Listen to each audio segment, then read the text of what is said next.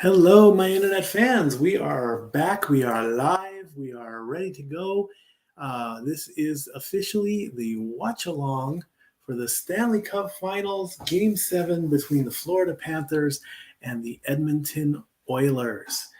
Currently on ABC, however, is Judge Judy, so we're not going to be worrying about what she's talking about right now.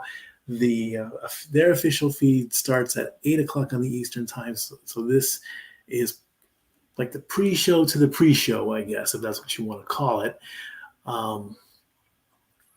So let's see. Do I have? No, it doesn't look like I do have that, but that's okay. It's no big thing. It's maybe a timing issue. I don't know, but we're just gonna go with it. So let's take a look and let's get you up to speed, if you will, as we figure out how we got here. So let me bring up the scores. This is all coming from ESPN.com, of course. Go to their official Stanley Cup final page. Let us know what's been going on.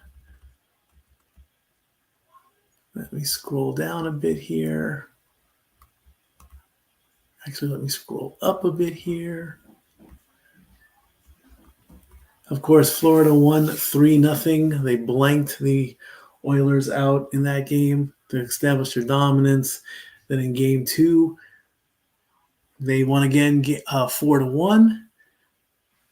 Won Game 3, 4-3. Then Edmonton decided we are not going to be swept, and they scored the most goals so far in this series with 8. 8-1 was the final score in Game 4. Then in Game 5, the Oilers won 5-3, and then the Oilers won Game 6, 5-1. Well, this is it. Lord Stanley's Cup will be given to the team that wins tonight. Let's see if there are any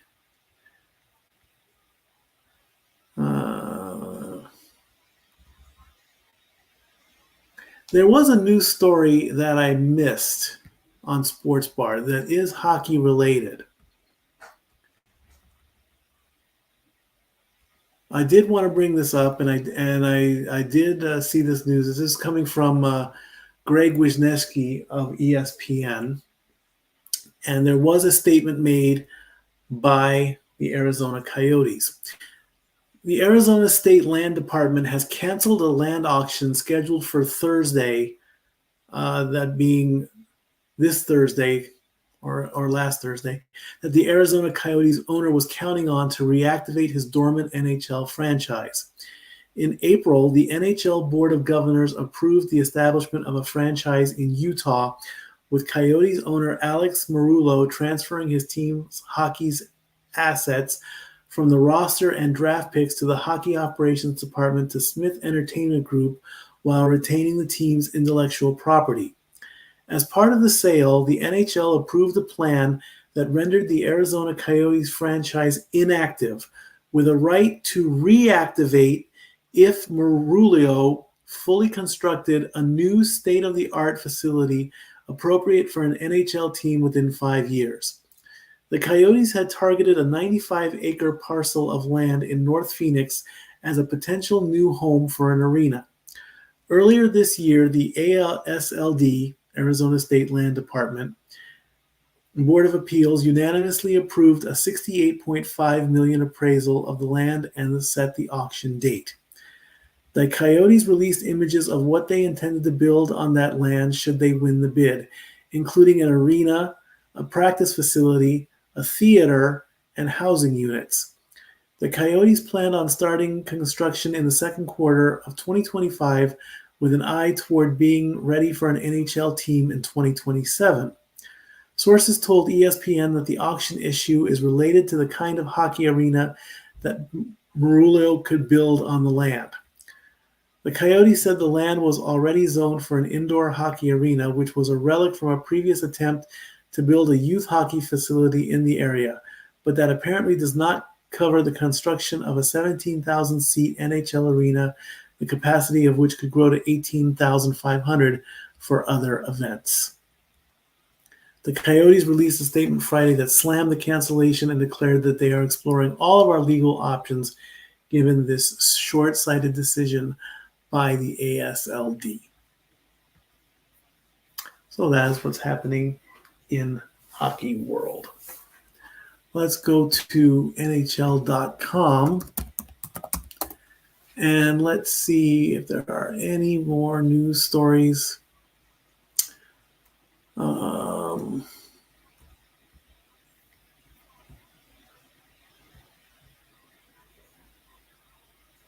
Stanley Cup Final Game 7 winner. All right. Not much there on NHL.com. Reverse sweep history in NHL. In the long history of the NHL playoffs, only 4 teams have managed to accomplish the incredible feat of overcoming a 3-0 series deficit to win the playoff series. This rare achievement, known as a reverse sweeps, requires a team to win 4 straight games after facing elimination down 3-0. Of course, the most noticeable and the one that always comes up in the multiverse of media is when the LA Kings in 2014 won Lord Stanley's Cup. They were down 3-0 to win 4 consecutive games. The Boston Red Sox did it in 2004, although not an NHL team. The Red Sox famously reversed the 3-0 deficit in the MLB playoffs. The Maple Leafs did it in 1942 to win the Stanley Cup. And the New York Islanders did it in 1975. While they didn't complete a double reverse sweep, the Islanders impressively overcame a 3-0 deficit in both the quarterfinals and semifinals before falling in the 7th game. So this is only the second time, or this could be the 3rd time that a team comes down or comes up from 3-0 to win Lord Stanley's Cup. I can now understand as to why our fearless leader does not want Edmonton to do this, because they will surpass the Kings when it comes to time. You know, the Kings were the last team to do this. The Kings want to hold on to that. The Oilers want to overshadow this and win the Cup. So I can totally understand that completely.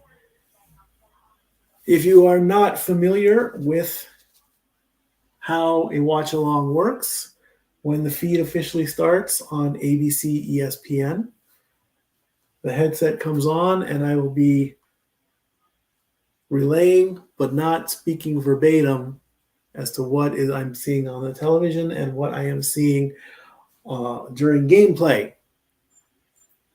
My feed is the official feed. Please do not spoil the comments, spoil the action, spoil when a goal takes place. Let me announce it first. Then it can go to you guys all you want.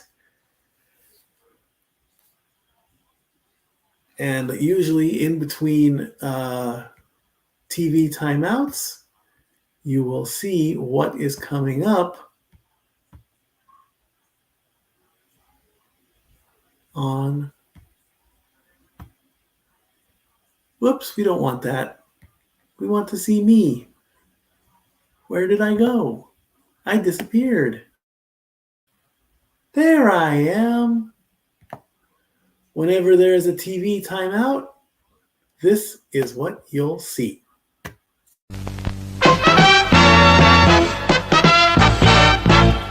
And now, preview time. So let's take a look at what's coming your way.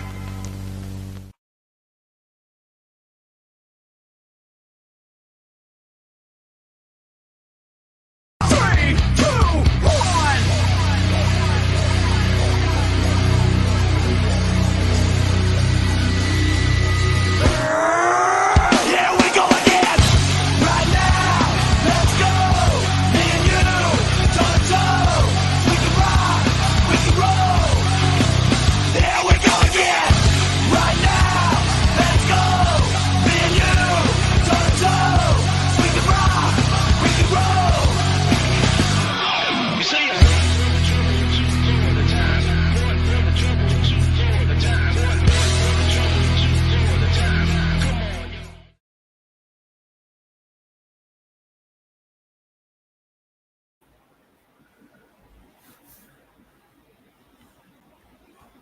So that's what you're going to see when TV timeouts take place. Hopefully the action will be quick and fast and all that good stuff. Let's bring up. Let's see what else we can find about Lord Stanley's Cup. Let's see here. Stanley Cup final appearances. The Montreal Canadiens have a 10-season streak. That's good to know. I should have prepared a little bit better with this. I also believe that I should have started the feed at 8 o'clock because Judge Judy is still on. Ha ha ha ha ha. Here we go. List of Stanley Cup champions. Sure, why not? Of course, last year's winners were the Vegas Golden Knights, but they did not get past. They did not make it all the way this year.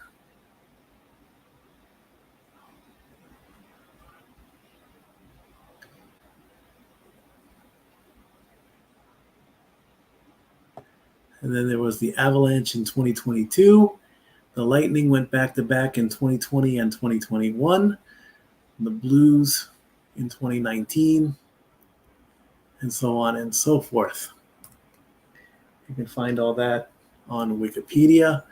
Of course, I do believe this would be, this would be the first cup for Florida if they do win. And this would be the Oilers have won. They won in 1984. How far back do I have to go?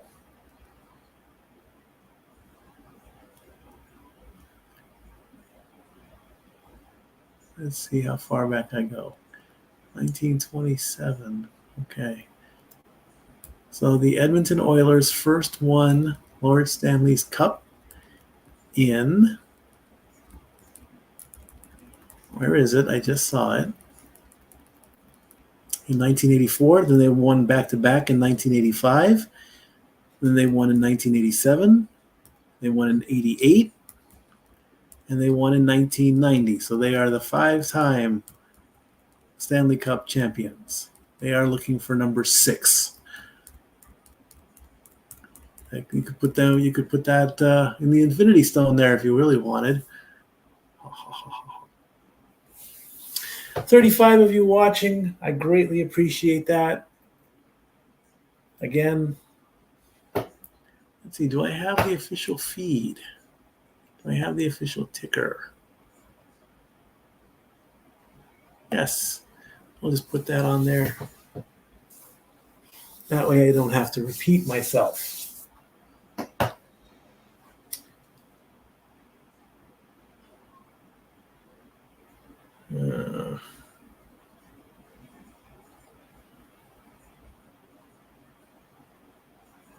Just checking the phone there.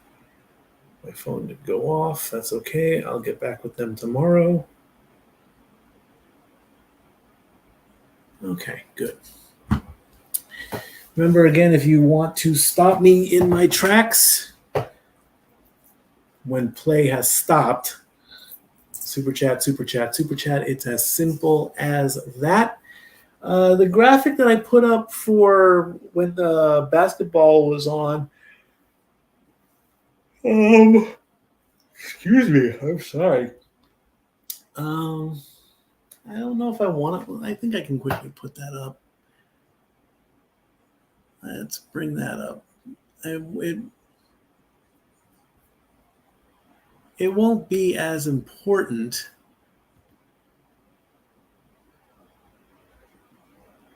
Ooh, yeah, we got to fix that.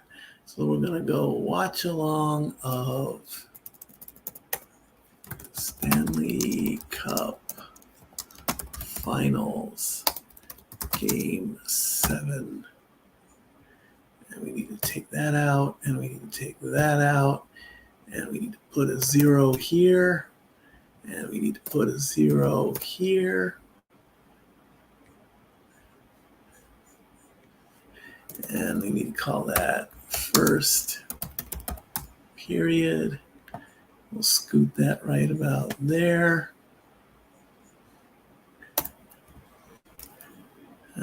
20 minutes. First period. And we need to bring in the logos. We're doing this live. Come on, give it to me.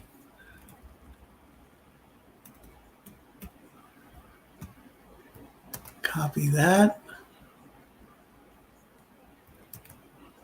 That's good. And we'll put and we gotta shrink that down a little bit. And we gotta shrink this down a little bit.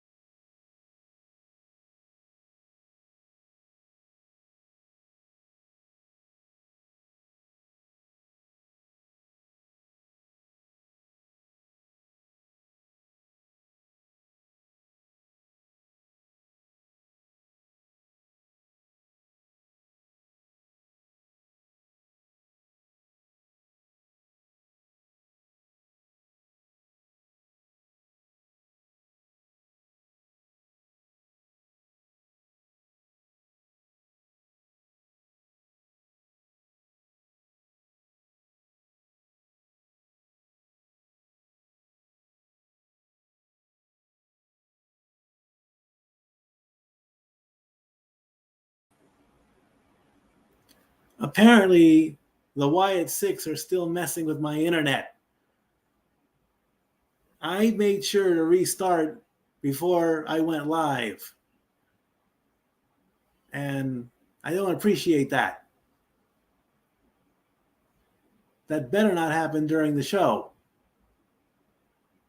Because if that happens during the show, it's very, very frustrating.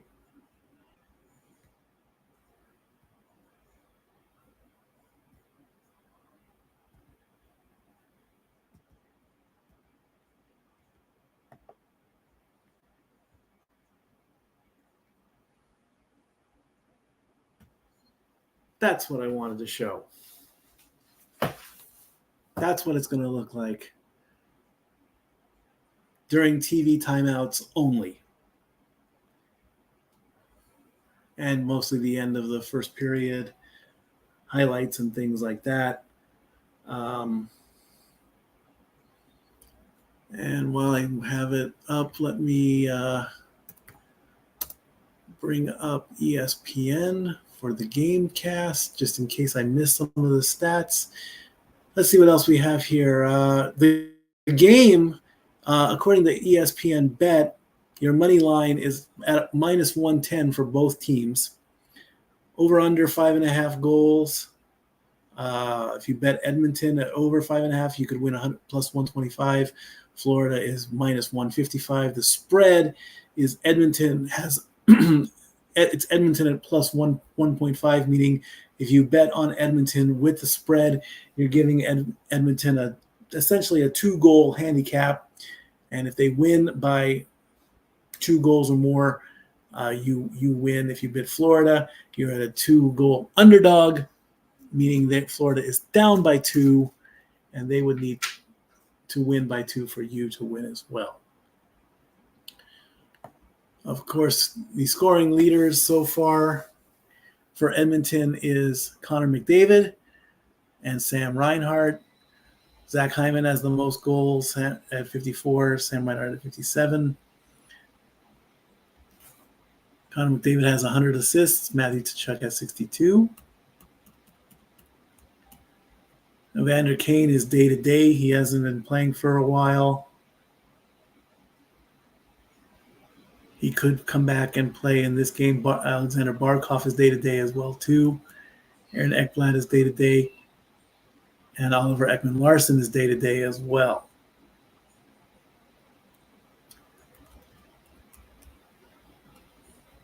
So Lord Stanley's Cup is going to be awarded tonight. Well said, Daniel. If it's not the Wyatt Six interfering, it could be the Heat or it could be a group of Bears. Yeah, we are in the middle of a heat wave here in the East Coast. That is true. Heat does affect internet connections, so I do apologize. I've done everything I can to get that taken care of, keeping the house cool and everything. We don't get very many bears in Sevierville. They're mostly in Gatlinburg. I do believe there was one bear out by Dollywood that I saw. But that's going to be the running joke, I guess. Whenever the feed cuts out, it's the Wyatt Six, who might make their Raw debut tonight. You never know. You never know what they're going to do. And I also heard a report that when Pat McAfee goes on, when his show switches over to Netflix, he'll be allowed to go uncensored, completely uncensored.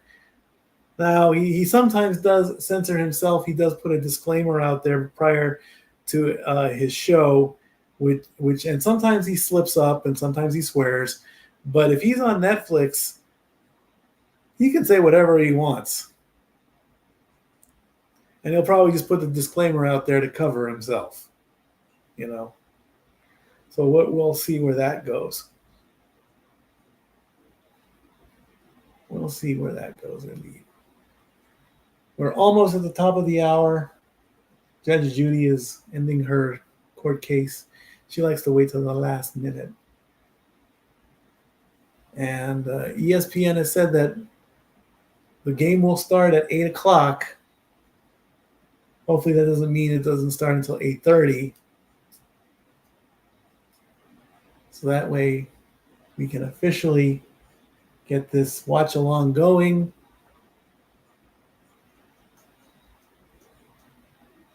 And go from there. Remember, this is leg 3 of my watch along bucket list. I've already done the Super Bowl. I've already done the NBA Finals, which was a 2-event watch along.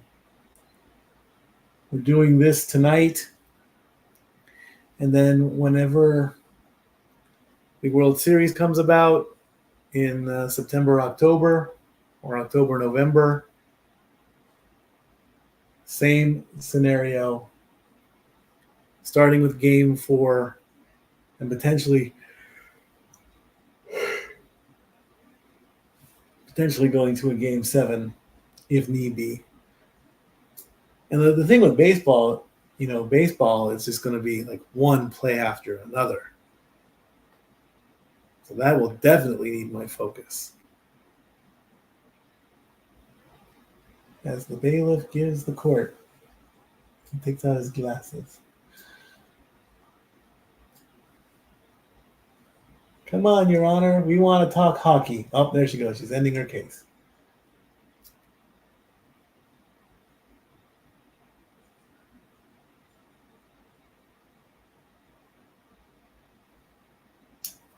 Judge Judy ends. So let's see. We don't need to know what. I used to watch judge shows a lot. I really did. But then I outgrew them because everybody had a judge show. Everybody had a judge show. There were so many judges on the air, I couldn't keep up.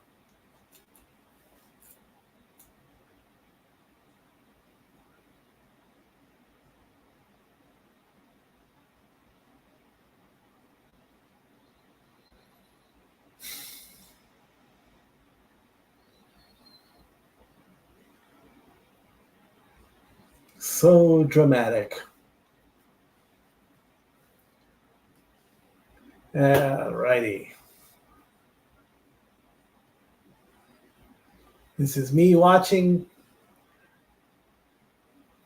Oh, I didn't catch that. Oh, I missed that on Sports Bar 2. Hold on. I can't believe I missed that. Let me bring that up. Now that I saw that. College sports. Currently, Texas A&M is battling our Tennessee Vols. It is the top of the third, and this is the MCWS. This is the World Series Championship in college baseball. And I do believe that this is the championship game, and the Vols are currently tied with the Aggies 1-1. Totally forgot about that as well. Be great if our Vols won the World Series there. So that's a quick update there.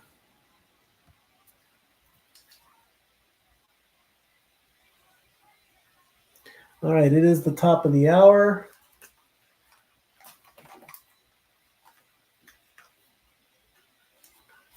As the ESPN logo comes up, this is ESPN on ABC. There is the case.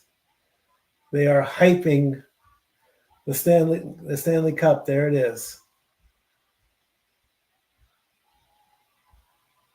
Absolutely, it is the greatest trophy in the world. As they hype Game 7.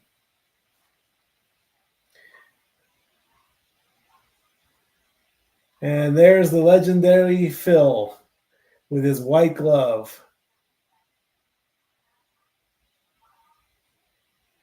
Connor McDavid, 42 points this postseason, fourth most all time.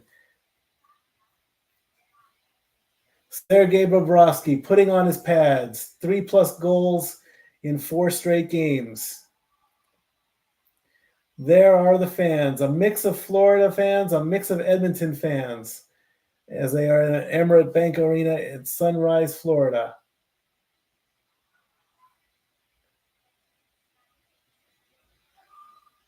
This is the 18th Game 7 in Stanley Cup history.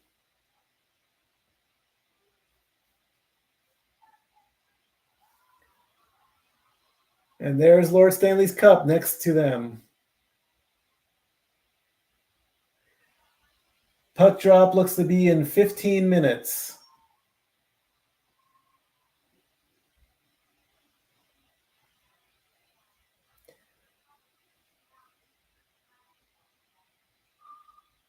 Florida trying to be the first winner. There go the Zambonis. Records when leads are 3-0, NHL 206-4, 157-0 in basketball, 39-1 in baseball. 19 minutes. So we have 20 minutes before the puck drop. Mark Messier talking about Game 7.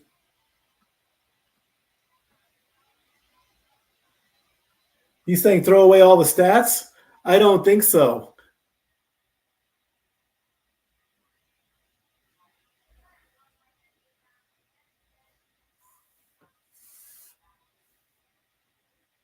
He said throw all the stats out the window, but every play matters.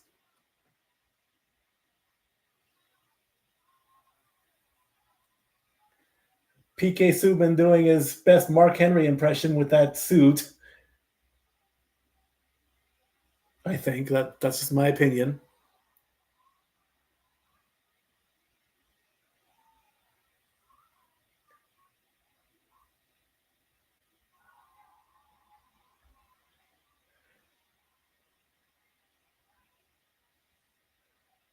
PK Subban is very energized about this, not believing how Florida could mess this up.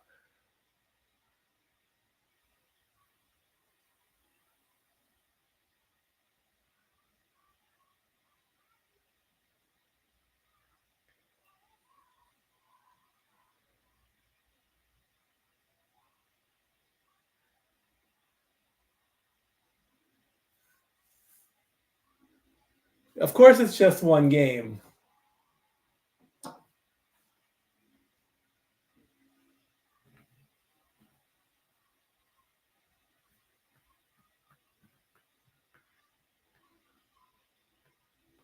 "18 minutes left to go until the puck drop."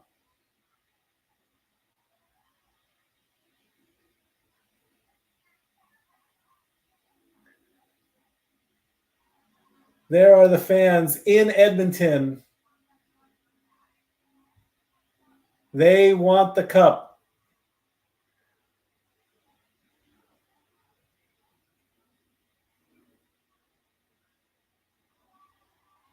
"31 years ago was the last time Canada won the cup."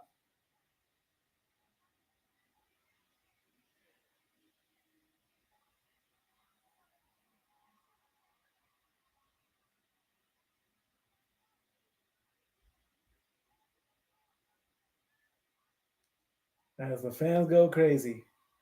All the players talking about this, saying the hype is real.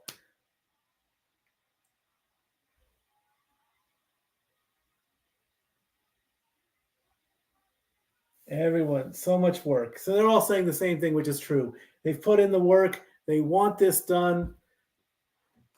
And then after today, we go into hibernation mode. No hockey for 6 months. What will we do without hockey for 6 months? Who knows what we will do?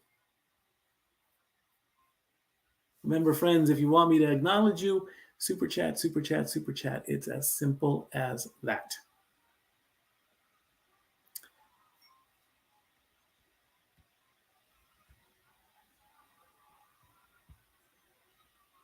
All righty.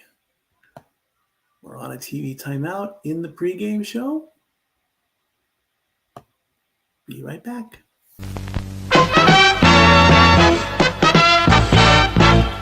And now, preview time. So let's take a look at what's coming your way.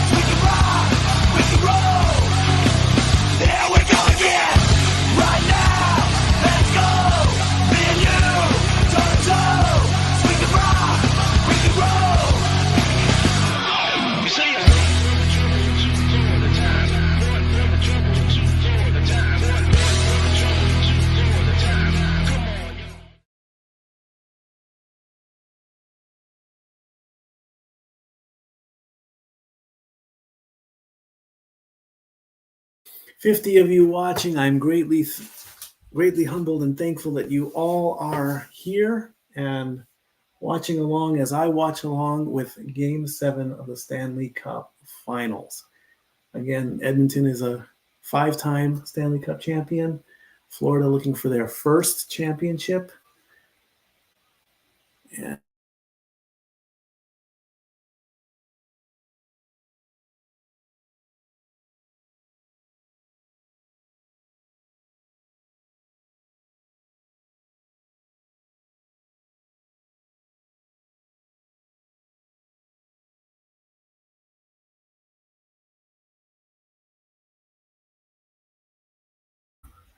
Okay, there we go.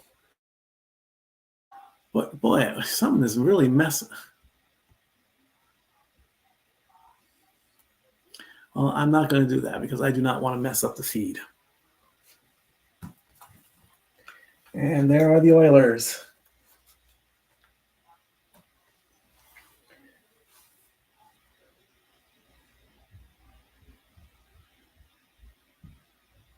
And the Oilers all giving high five. There's the Florida Panthers.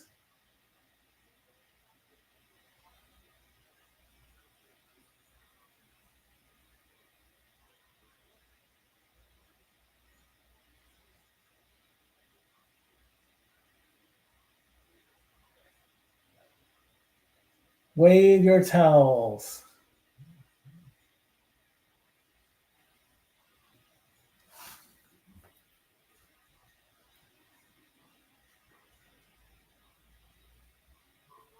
Sean McDonough and Ray Ferraro, the 18th Game 7.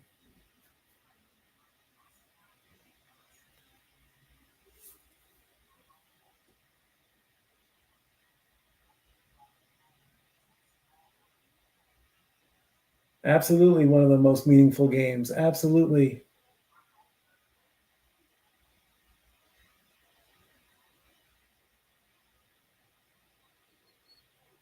Talking about Connor McDavid.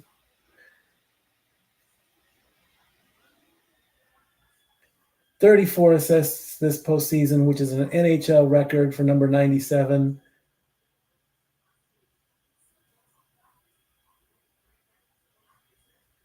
Florida not wanting to be. Leon Draisaitl has had 13 scoring chances, but no goals. During the regular season, he was scoring pretty good.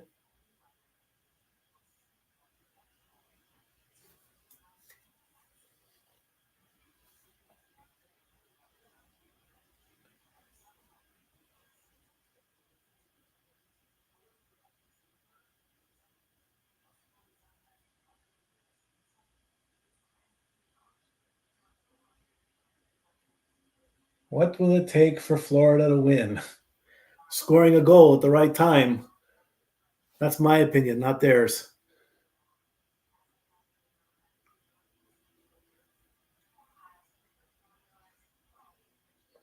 It looks like the Oilers are taking the ice because to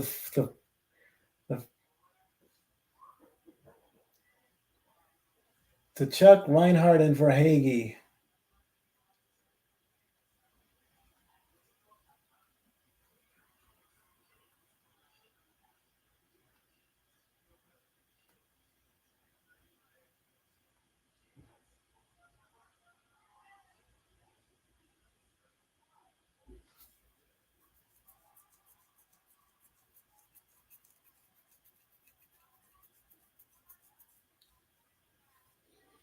Stuart Skinner in the goal. Games 1 for 3. He gave up 3 goals. In Game 4, he only gave up 1. Bobrovsky gave up 1 goal in the first 3 games. He's given up 5 in the last 3. They have swapped big time.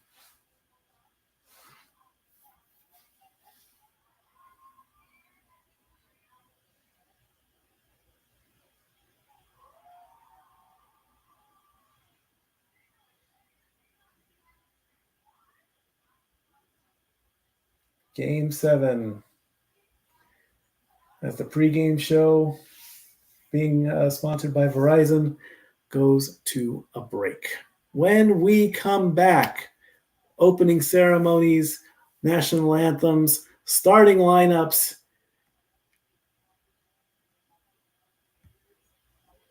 and puck drop.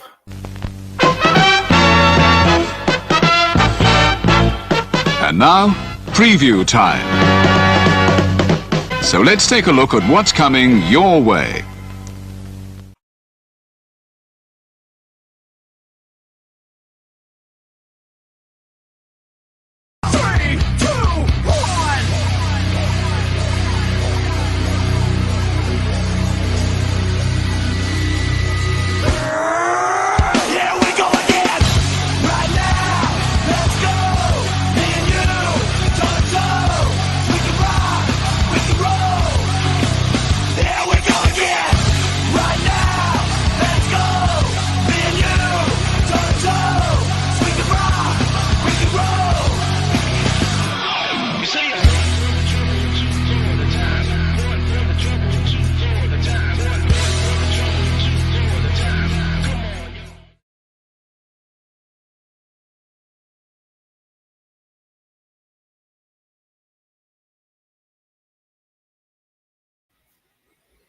All righty.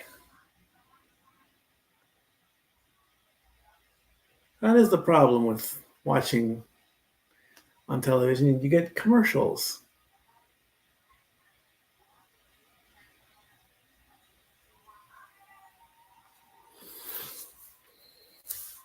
So always these medical commercials.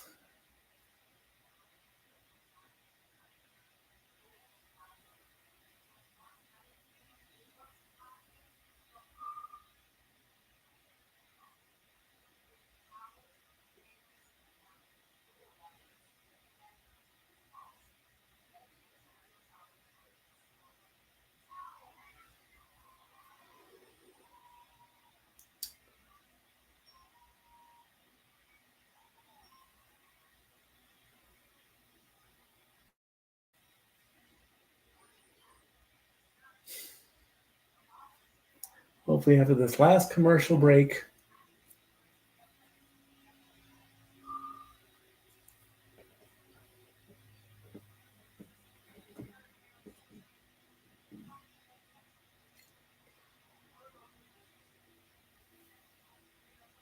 we're up to 55 people. I greatly appreciate you guys watching along with me, watching along with the Stanley Cup Final, Game 7. And there is a Merritt Bank Arena in Sunrise, Florida.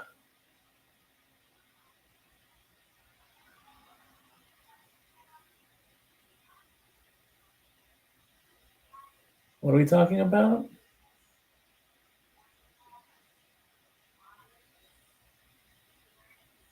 An unwritten rule of what? Gloves. Ah,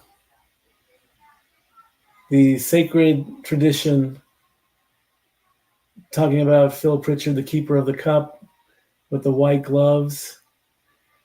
To touch the cup, you have to earn. To touch the cup, you must earn to touch the cup. You don't just touch the cup.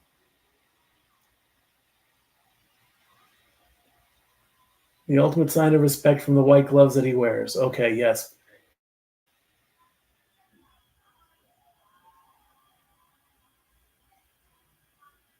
Of course, the tradition is nobody touches the cup until you win it. And if you touch the cup before you win it, you've cursed your team.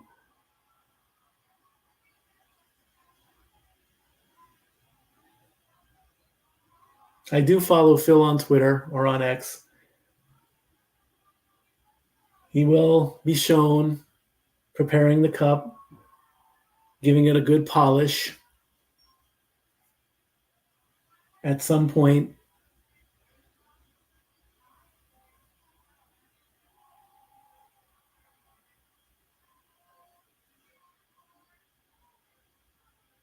I've touched the cup.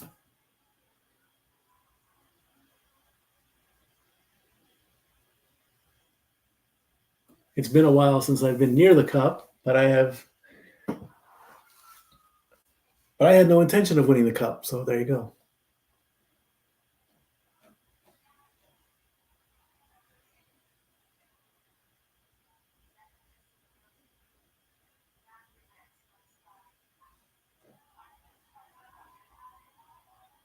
Highlights of all the teams winning the cup, throwing their sticks, throwing their gloves. There's the Kings in 2014.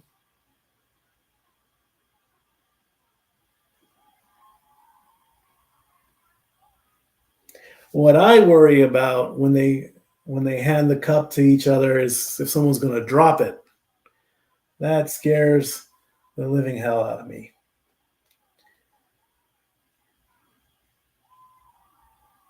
All right, the teams are lined up at center ice as the final seconds wind down on the clock.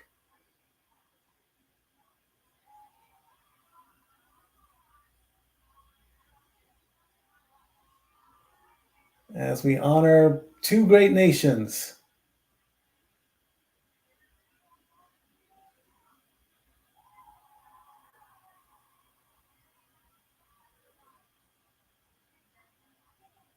'97-year-old World War II veteran of Private Louis Moroff, World War II veteran, is being honored. Well done, sir. God bless him. 97 years old, rocking the Florida Panthers.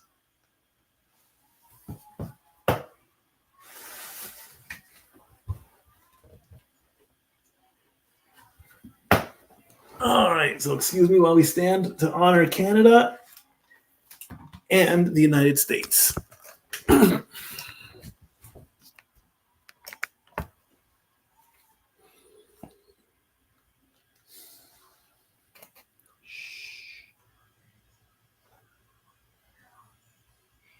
They brought out Alanis Morissette to sing "O Canada." Wow.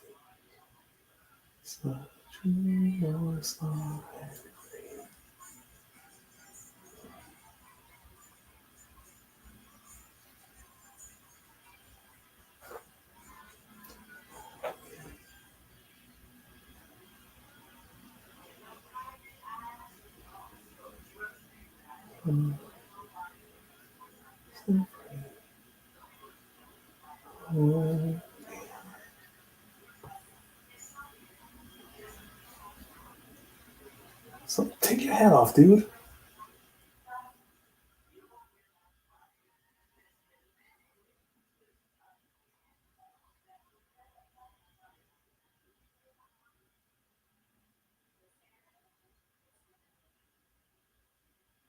Well done, Alanis Morissette singing the Canadian national anthem.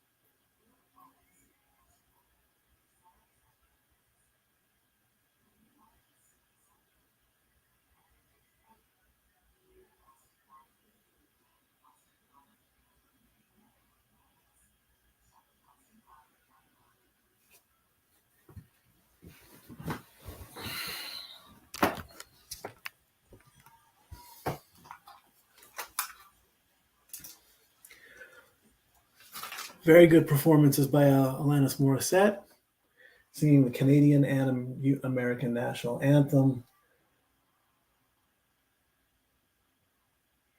Skinner pouring water all over his face. Bobrovsky looking calm as can be. I did see an Edmonton fan with his hat off, or with his hat on.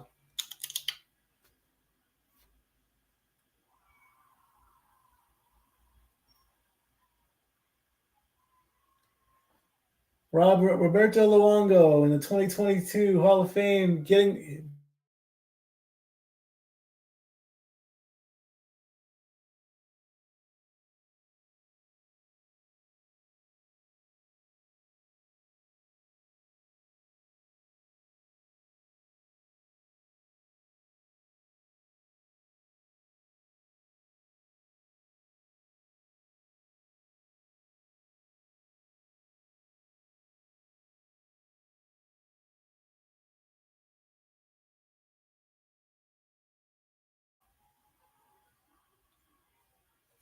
Lost my feed there temporarily. Bobrovsky and teams line up at center ice. Puck is dropped and we are underway, and the Oilers control. Oilers making their way to center ice.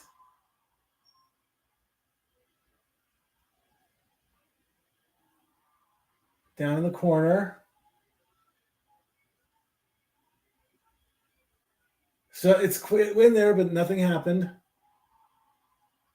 Here come the Panthers through center ice. Lundell with the puck. Shot and a block.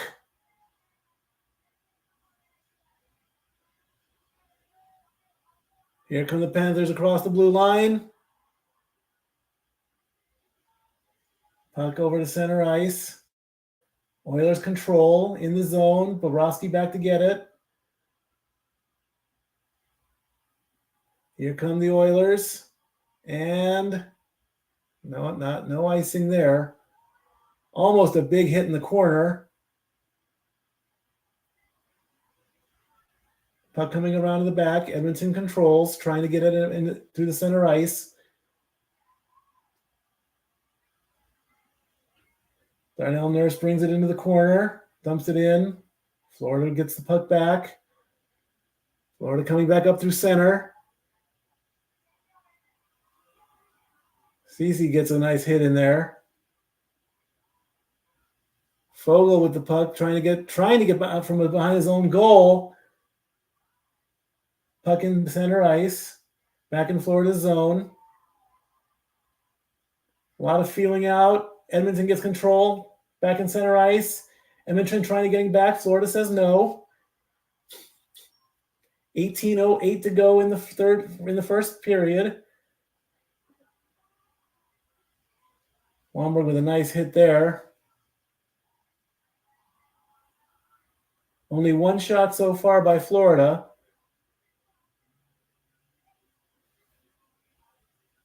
Skinner passes the puck around. Here come the Oilers through center ice.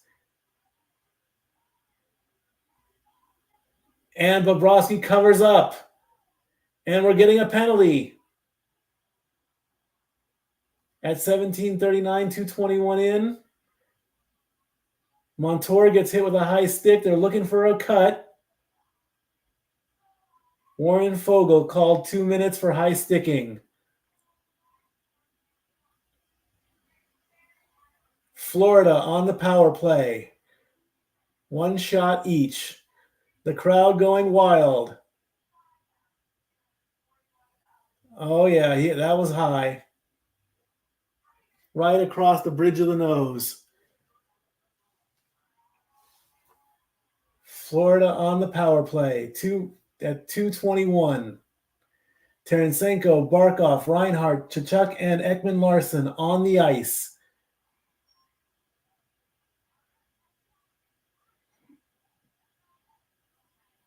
Face off to the right of Skinner.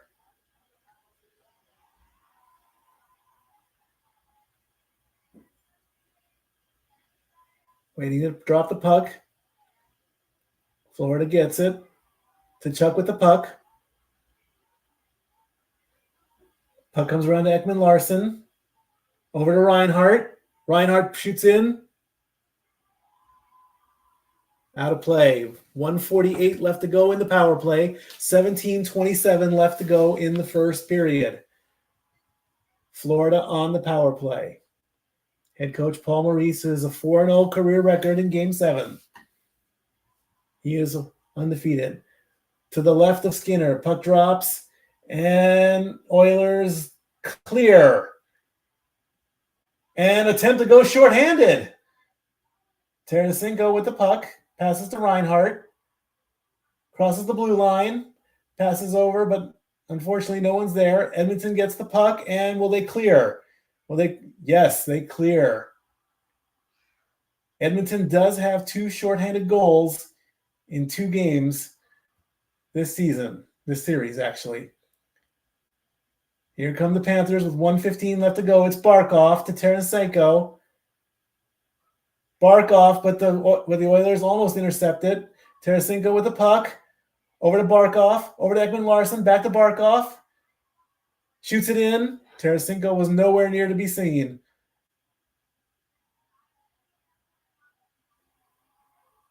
Edmonton. Oh, a big hit there. Barkov with a check. Chetuk with the puck. 45 seconds left to go within the power play to Rodriguez on the change. Edmonton, quick, coming back. Nope, doesn't get the shot off. Rodriguez with the puck. 30 seconds left to go in the power play to Bennett. Lundell sends the puck in the corner. And Edmonton clears with 20 seconds left to go in the power play. 15 left to go in the power play. Bennett with the puck. Passes off to Verhaeghe. Doesn't go anywhere. 5, 4, 3, 2, 1. Power play over. Edmonton at full strength. And a score! Florida strikes first. 1-0 Florida at 15:33. A tip in by Carter Verhaeghe. The first goal is in.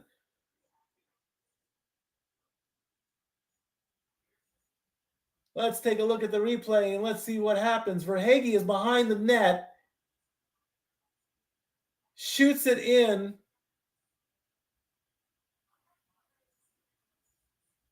Right off of Verhaeghe's stick as Rodriguez shoots it in. It's a quick tip off. The angle is way crazy and it goes in. 11th goal of the playoffs for Verhaeghe. Florida leads 1-0. I believe in Verhaeghe. Say his name when he appears. All right. Florida Panthers finally get a lead since Game 3. They have not led in the series since Game 3.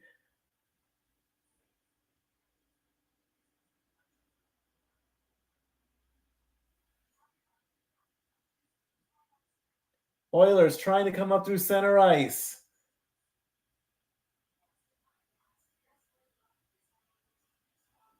Puck coming back. Florida's trying to get out to their zone, get up to center ice. 14:53 to go.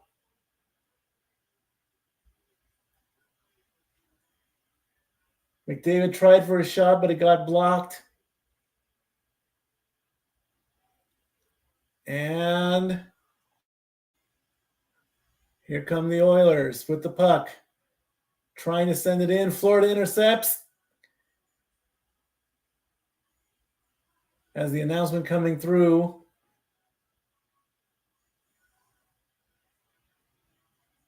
Florida with an interception. A quick rush, but it doesn't go anywhere.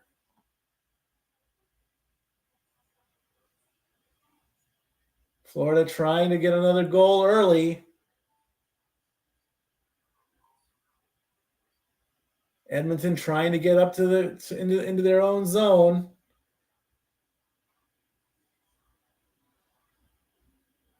Puck comes around. When Florida scores first, they win. They're 9-2 in the playoffs when that happens.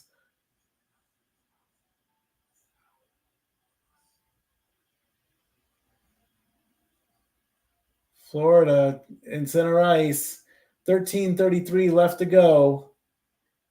Nice little scramble there.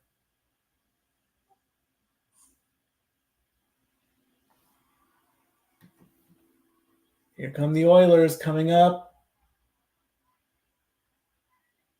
And Janmark comes in and scores and ties the game on a small breakaway.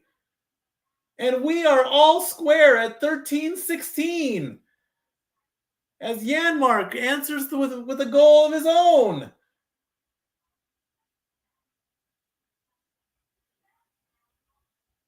It is tied 1-1. What a game to call, folks. CC to Janmark. A quick deke. Goes top shelf, and the puck goes in.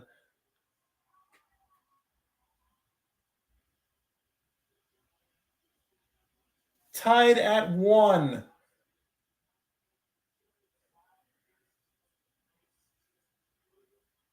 Unbelievable. All right, Florida. His 4th goal of the playoffs, Matthias Janmark. Another shot. Almost a wraparound. Forsling shoots in, but the puck goes nowhere.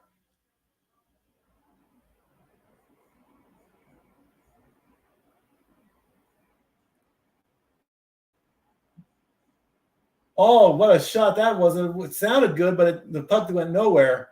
That was... When the Oilers break away, they are 5 of 5.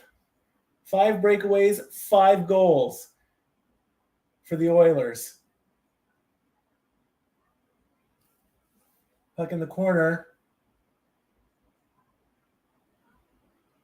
12:14 to go in the first. Skinner, get back in your crease. I hate when that happens. Florida, right in front. Nothing. Is that icing? Yes, icing has been called.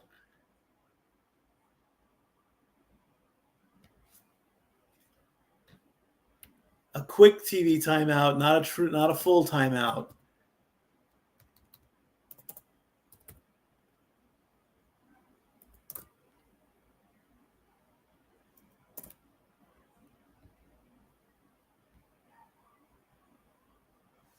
As the game continues. Another shot taken there. 5-3 shots in favor of Florida. Oilers coming up. Only 1 penalty so far. Here comes Florida through center ice.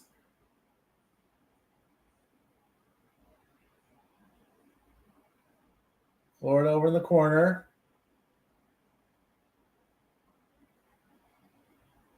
And icing again is the call. 11:20 to go.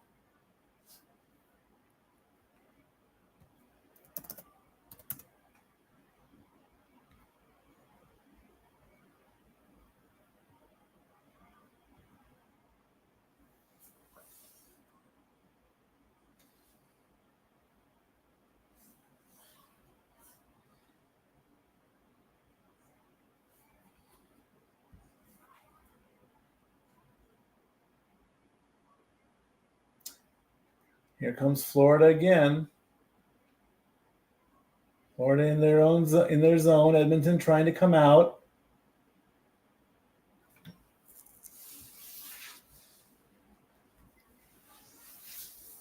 $10:55 to go. Tied at 1.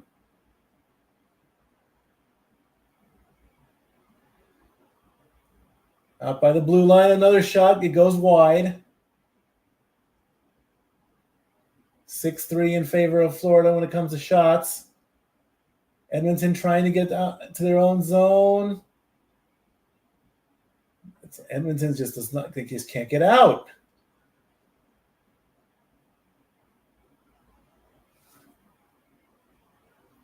Here come the he can't even get behind from the net. They won't let him.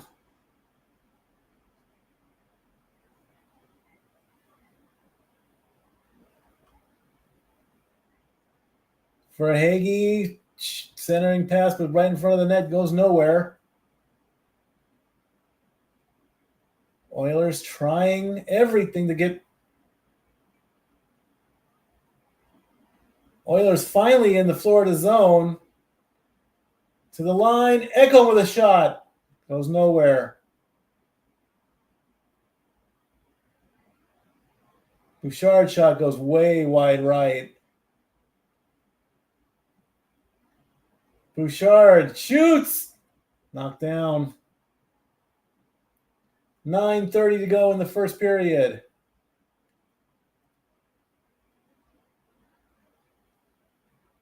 Ekholm. to Janmark, who has the goal coming in. Goal almost gets knocked off its post. And a big snag by Bobrovsky. Bouchard fired, Bobrovsky said no and snags it out of the play.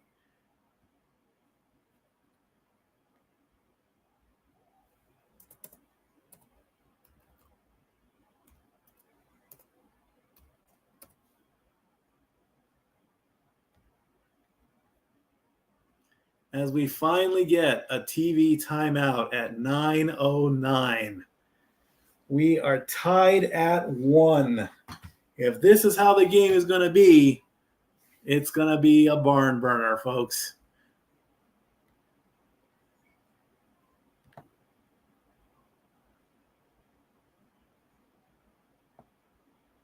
Be right back.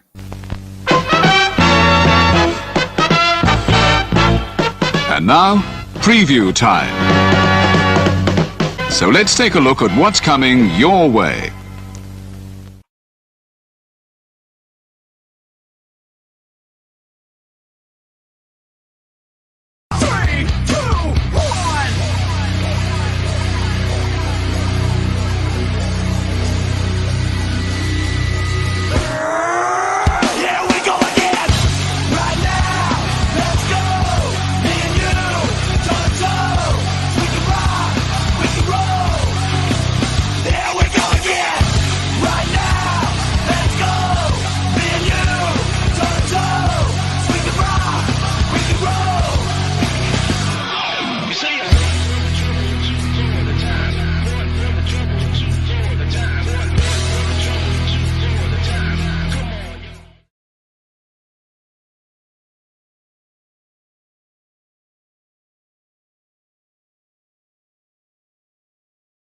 .09 left to go in the first period with a score tied at 1. Whew.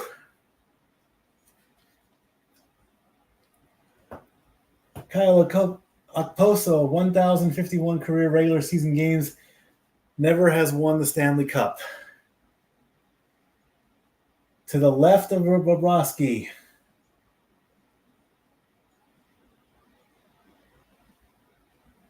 Edmonton tries to shoot in, but nothing happens. Here comes Florida.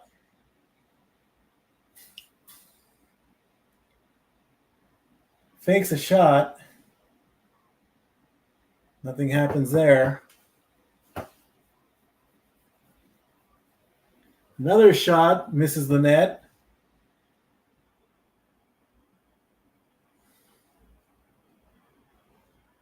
.35 to go in the first.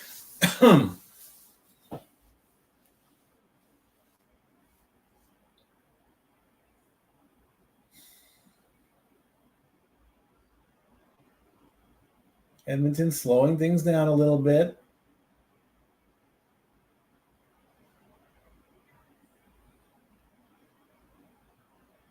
Quick play, but offsides.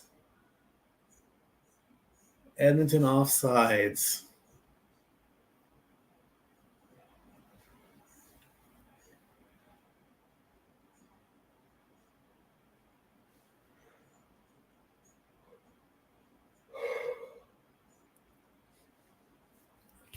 In games 1, 2, 3, Florida scored 11 goals. In the last 3, Edmonton scored 19.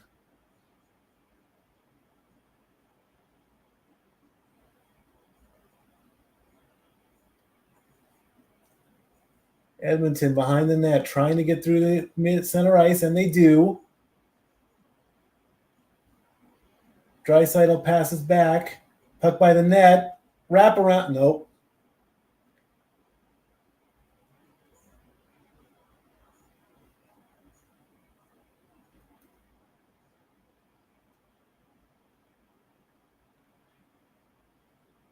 Here comes Florida.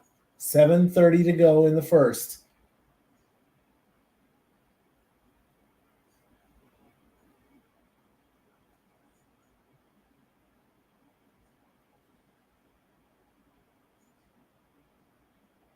Is that no icing there.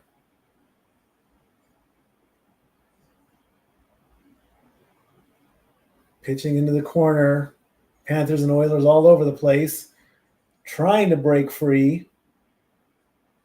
Here come the Oilers. Spinning around near the blue line. Bouchard shoots and hits the post with a 90-mile-per-hour slap shot.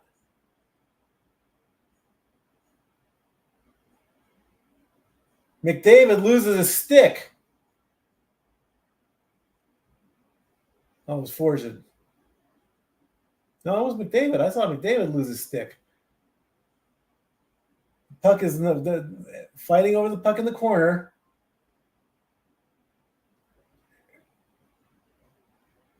.620 to go. Puck comes loose. Evan Bouchard has 36 shots of more than 90 miles an hour.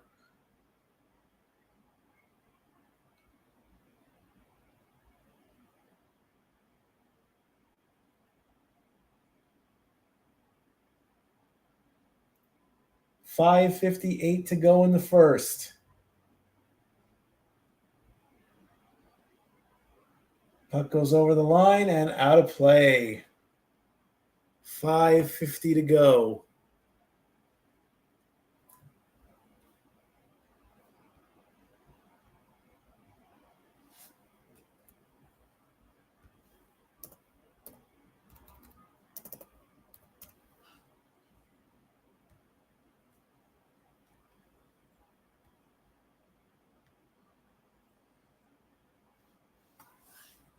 .550 to go in the first period, tied at 1.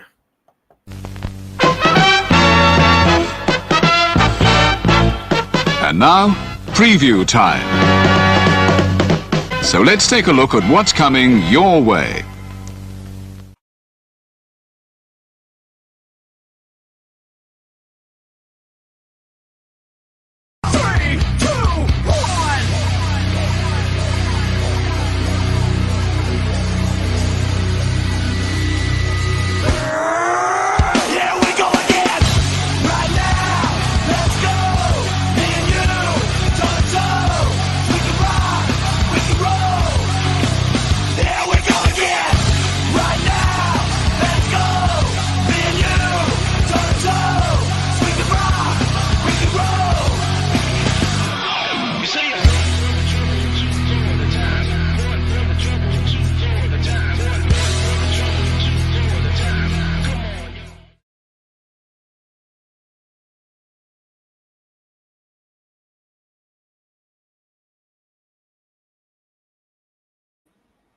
What I gotta do.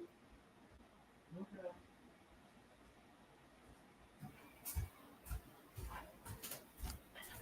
All righty. I do apologize for that.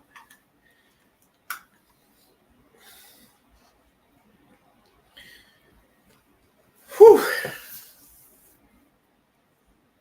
If I could make that full screen. All right, .550 left to go in the first with a 1-1 tie. Team to score first won 5 of 6 games this series.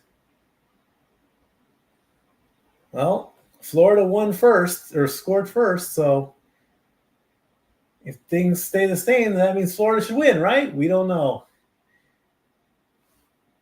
Florida. Edmonton to center ice.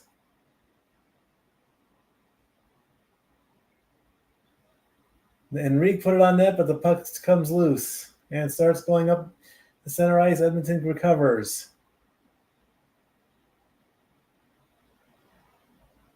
Puck is in the center.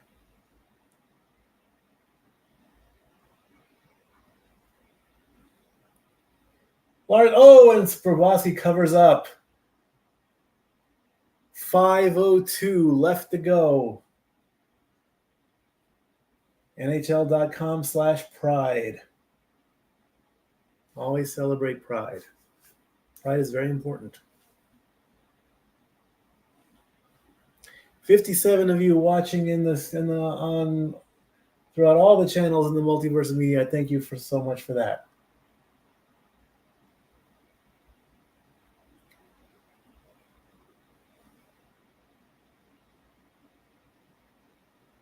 Something's going on. What's happening? Something's on the ice.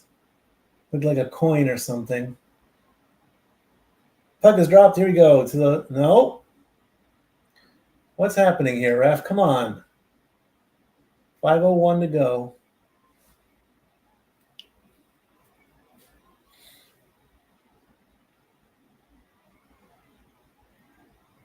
Shot goes out. Oilers send it back in. Oh, bounced off but didn't go anywhere.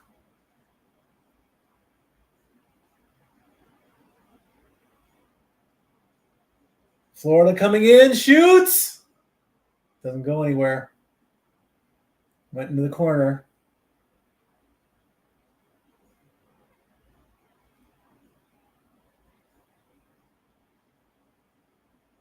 Florida fires one in, doesn't go anywhere. 4:20 left to go. Florida fans calling for a whistle.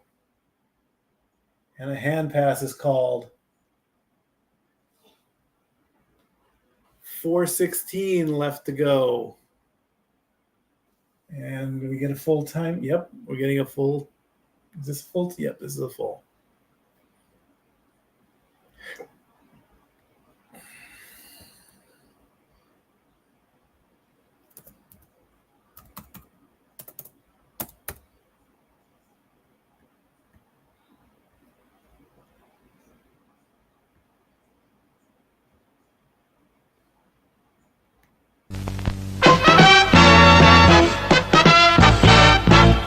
And now, preview time. So let's take a look at what's coming your way.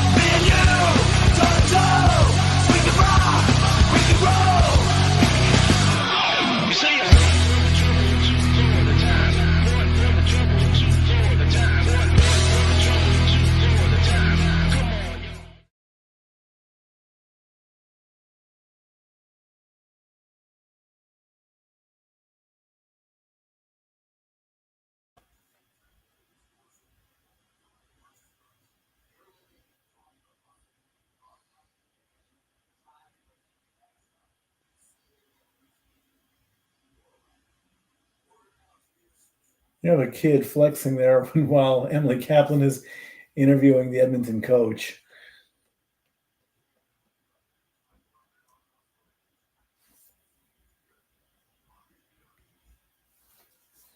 Puck is dropped. 4:10 left to go.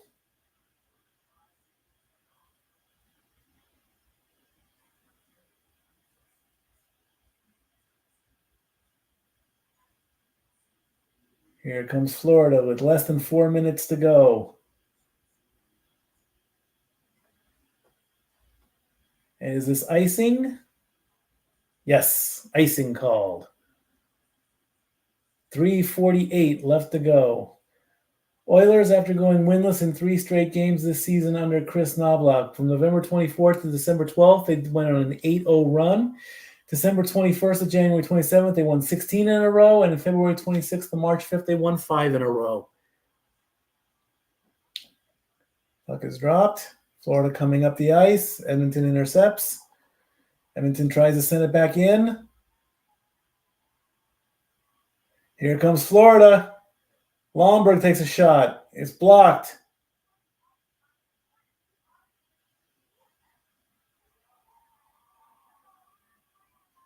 Forsling with a big shot. Didn't go anywhere. 97 miles an hour.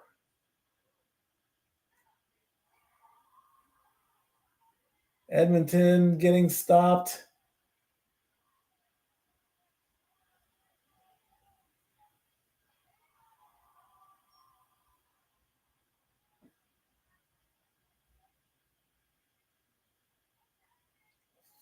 Florida locked up. Hyman got locked up with Forsling there for a second. Hyman now has the puck. Hyman trying to get through, but he gets stopped. Hyman overskated the puck. Now here comes Florida. 2:44 to go. Edmonton gets it back.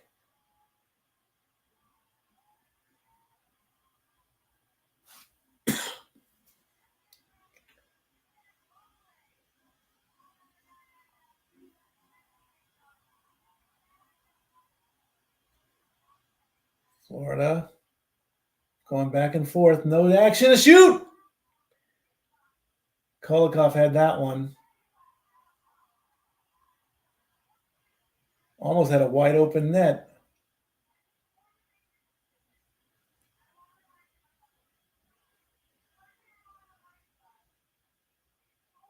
Here come the Oilers with 1:55 to go.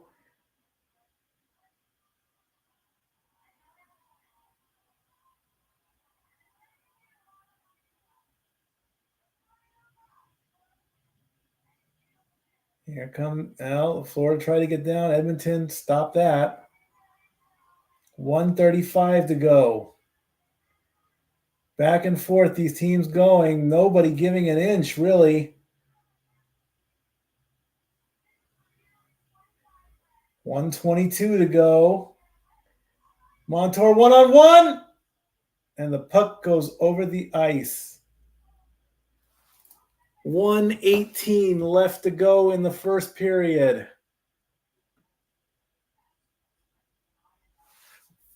Kulikov on defense. Calls for it, shoots. On replay. The puck goes up. Tkachuk sends it over into the netting.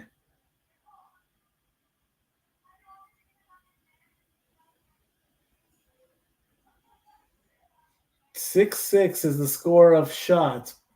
Each team has scored once.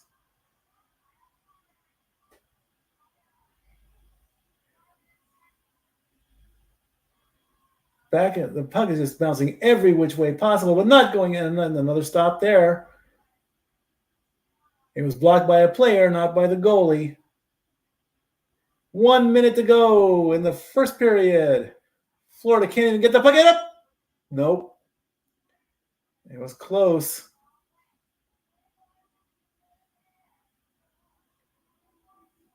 The Florida fans calling for a penalty on that play, but it didn't. The ref didn't see it. Edmonton trying to get into their zone with 30 seconds left to go.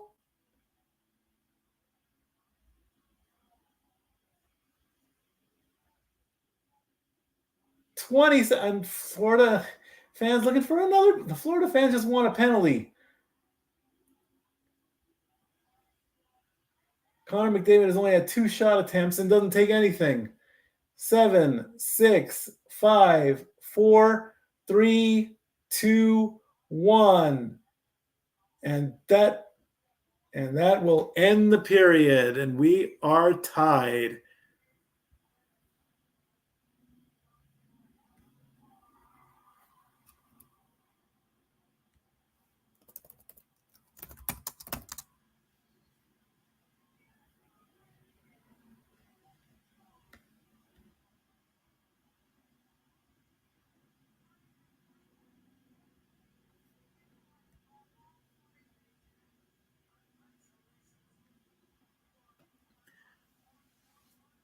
Whew.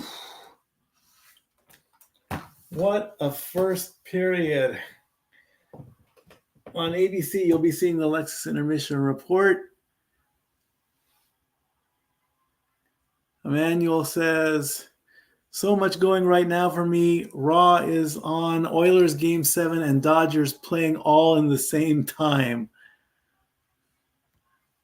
Upload the graphics for the Royal Rumble. I'm not going to worry about the Royal Rumble until November, December. But thank you, Emmanuel, for watching. 56 of you watching. I am so grateful for this. 1 period down. Score is tied. I'm going to leave this up for a little bit, take a longer break. This will be up here. I'll come back with the stats in just a quick second.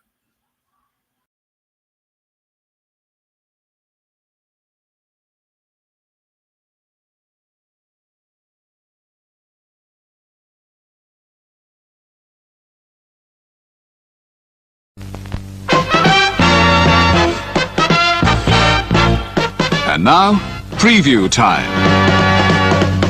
So let's take a look at what's coming your way.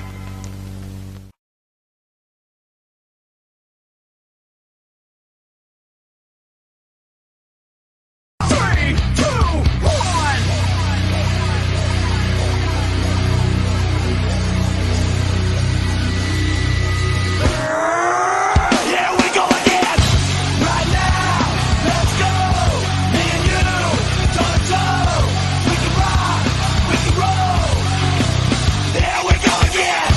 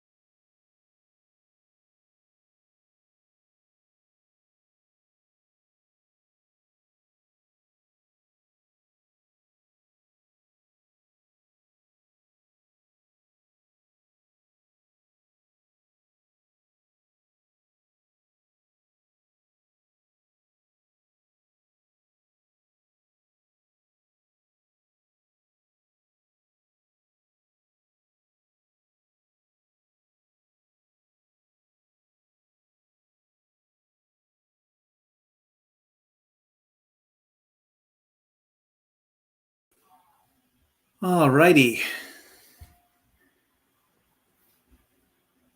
We're at the first intermission. Let's take a look at the stats coming in from ESPN.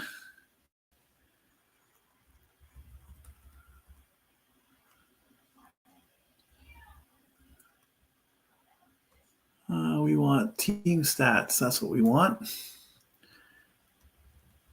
All right. Hits goes in favor of the Panthers. 17-5. Shots on goal. Florida 7, Edmonton 6. Florida has one more faceoffs, 8-6. One power play opportunity for the Panthers, but no goals.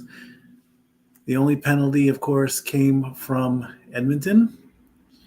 10 block shots for the Oilers, 5 block shots for the Panthers, 5 takeaways for the Panthers, 2 for the Oilers, 5 giveaways, and 3 there. Let's see what else we got here. Of course, and let's take a look at the scoring.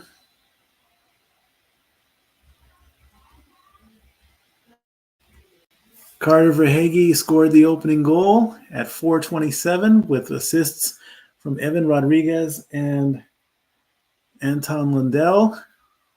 And Matthias Janmark tied it up with an assist from Cody Ceci to make it 1-1. And I believe I just saw a report. I want to confirm this. Oh, break. Oh, no. This, oh. Boston Bruins deal goalie Linus Ullmark to Ottawa Senators. As of an hour ago from Greg Wisniewski off of ESPN, the Boston Bruins traded Linus Ullmark to the Ottawa Senators, breaking up the NHL's best goaltending tandem.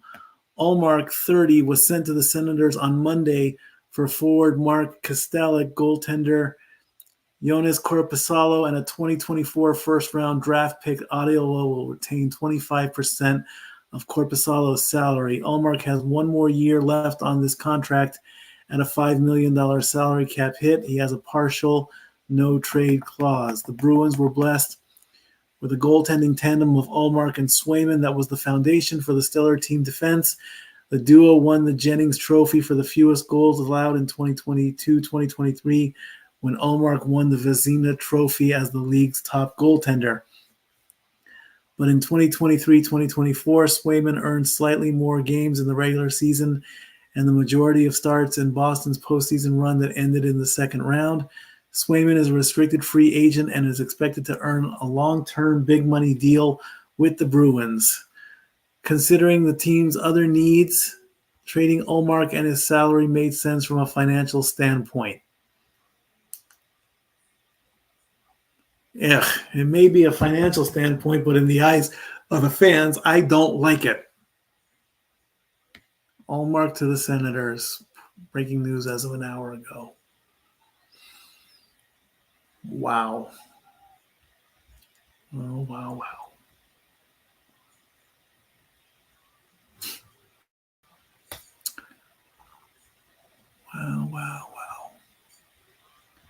Well, that happens in trades, I guess. 56 of you watching. We are 7 minutes and 45 seconds away from the second period starting.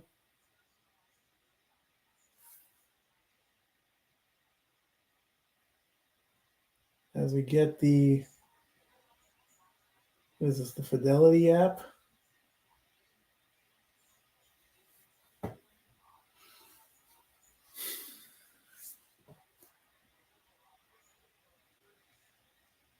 As the dog looks confused.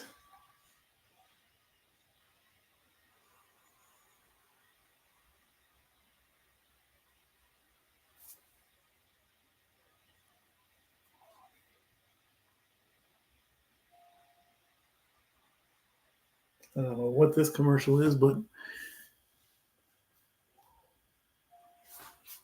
It looks like it's Clash Royale.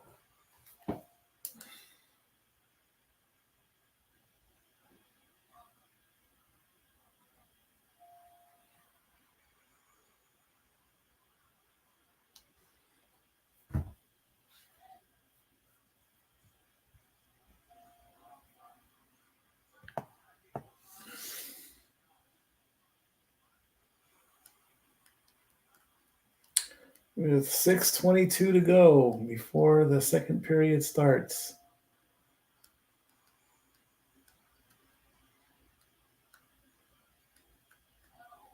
And we get a teaser for tickets on sale now for Wolverine Deadpool.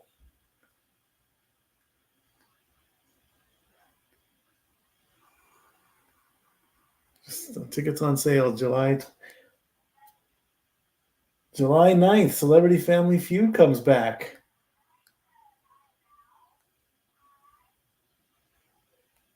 The Best of Family Feud and Celebrity Family Feud.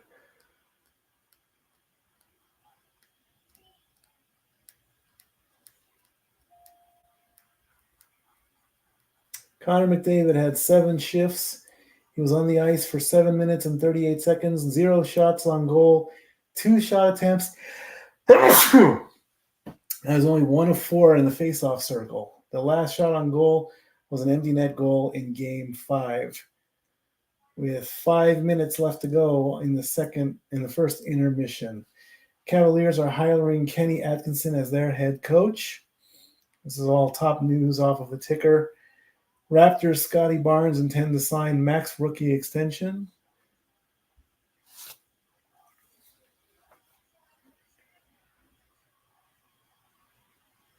Carter Verhaeghe was on a 5-game goal drought.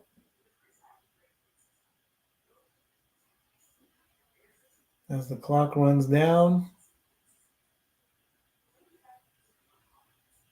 teams getting ready in the locker rooms.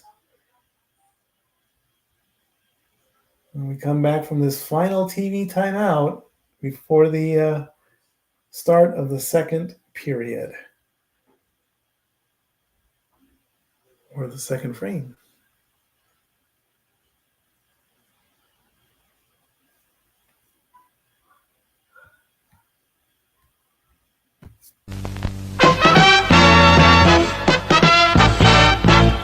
And now, preview time. So let's take a look at what's coming your way.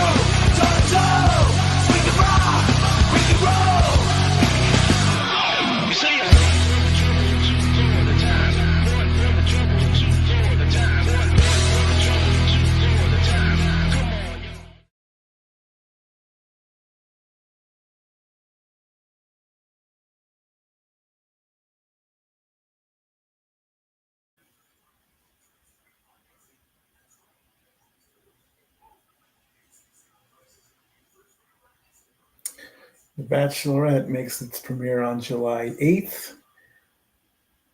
2:45 to go left in the first intermission.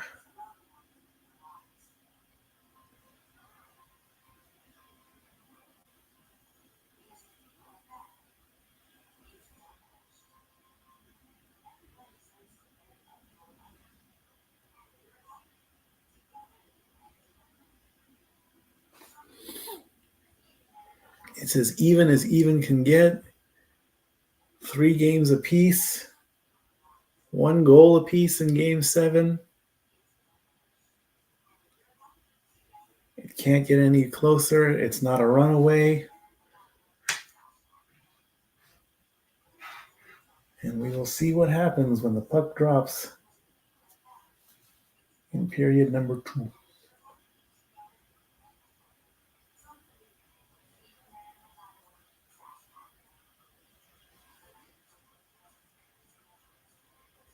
As the commercials continue. Seemed like it was a very fast period, too.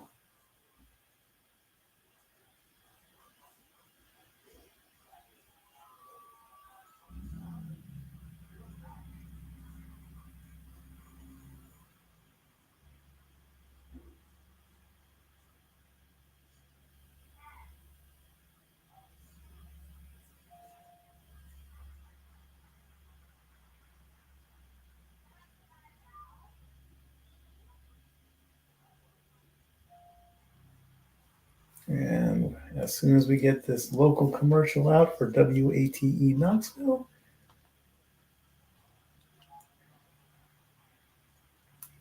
as the fans are getting their last few bites of food and drinks of soda or beer, the winning ingredients to the Stanley Cup Final. Take a little bit of Verhage, put it all together, and you got a hockey game.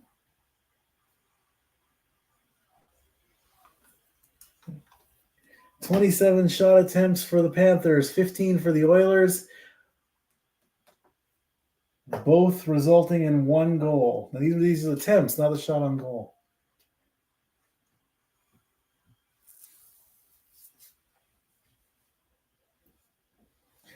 The fans waving their towels, getting hyped up.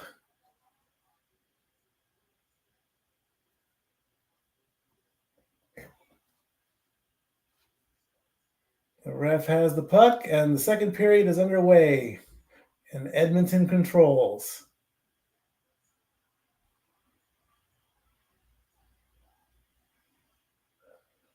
Edmonton coming up, coming around. Puck is loose in the middle, but nobody grabbed it.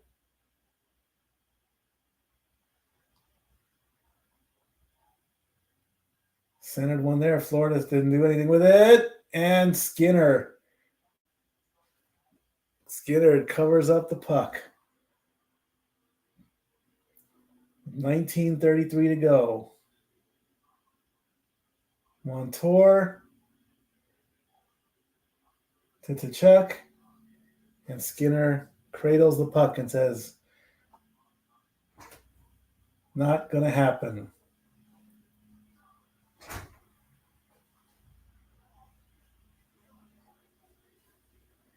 To the left of Skinner in the Florida zone.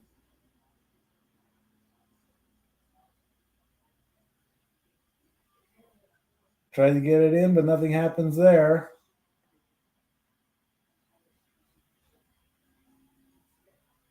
Florida deep in the corner with 19:14 to go.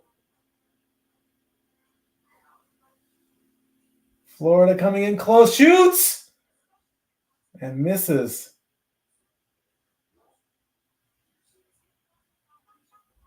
He was actually sitting on the puck in the corner of the ice. 2 Oilers and 2 Panthers all fighting for the puck. And finally, one of the Oilers gets it out. 18:45 to go in the second.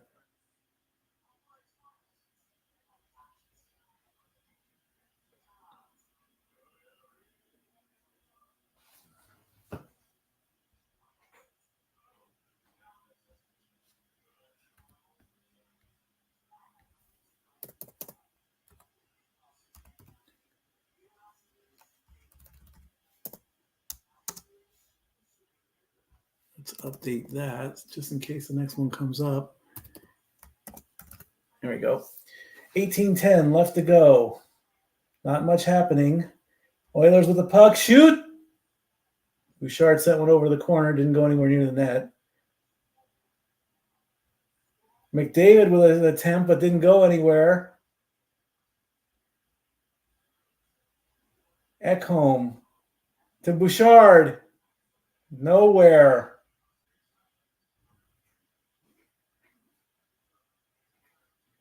Almost cleared out. Here comes Florida.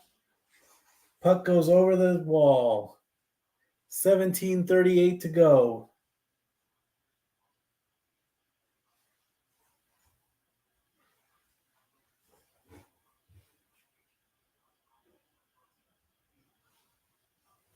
Emily Kaplan talking about a report.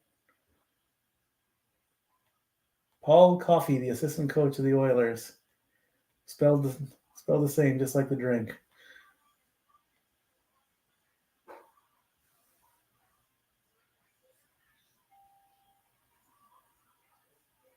Oilers over on the side. 3 Panthers, 3 Oilers, all fighting for the puck. Here come the Panthers in their own zone, trying to go around the net. Panthers coming up. Going nowhere. Oilers coming up to center ice. Panthers return.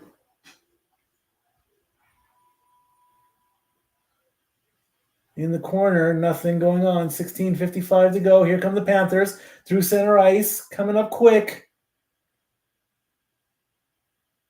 Nikola did get a shot there. It did touch the goalie. That does count as a shot on goal. Bennett with another shot on goal. We have a late penalty being called. What's the call? Tripping against Florida will put...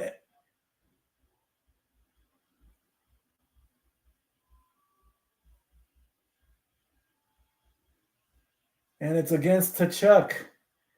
Edmonton is going on the power play as Matthew Tkachuk is called for tripping at 4:22. Bodies were flying everywhere. Tkachuk hit the ice and plowed into somebody, and they're calling that intentional tripping. He slides through and he hits Fogle right shin to shin.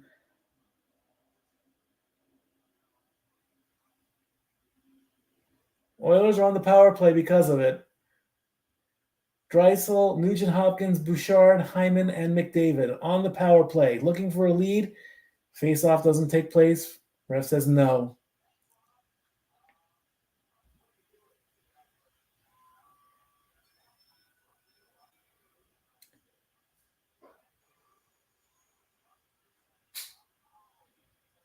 Draisaitl has the puck. To McDavid, to Nugent-Hopkins, to Bouchard who shoots, to Hyman. McDavid to Hyman. There's a stick on the ice. Don't know who it belongs to. Nugent-Hopkins has the puck. To Draisaitl. To McDavid. To Bouchard. To Draisaitl. To McDavid. Bouchard fakes a shot. Can the Panthers, as one of the Panthers have lost their stick. He's playing without a stick, so technically it's like 5-on-3 almost. Bouchard to Nugent-Hopkins. Bouchard to McDavid. To Draisaitl. To Bouchard who fakes a shot. Back to McDavid. Will somebody please shoot? Come on. Thank you. He shot and he knocked his own player down. Bouchard to McDavid. Draisaitl to Bouchard to McDavid. McDavid skating in. And finally a stoppage with 35 seconds left to go in the power play.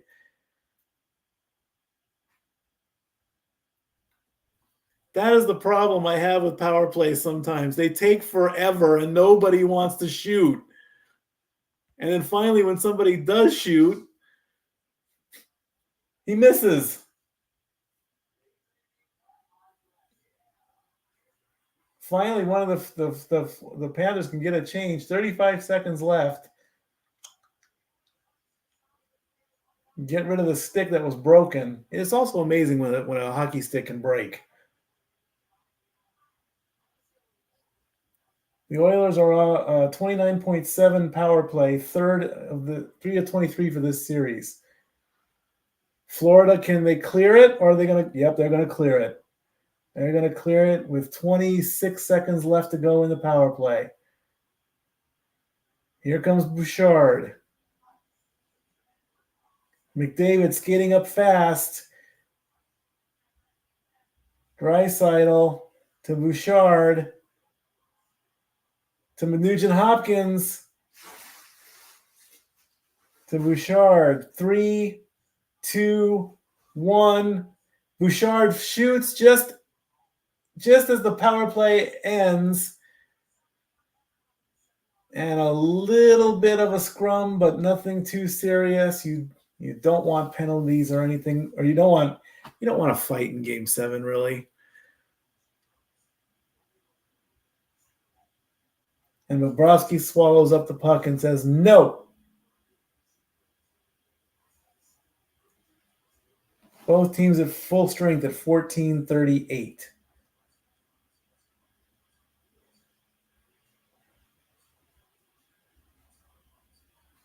To the right of Bobrovsky as the puck falls behind.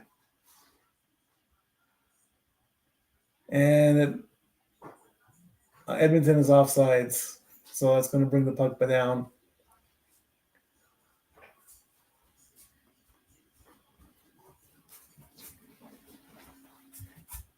What's new, Dory Lou? Don't forget, either you or the Penguins are going to be crowned fantasy champions at the end of this game.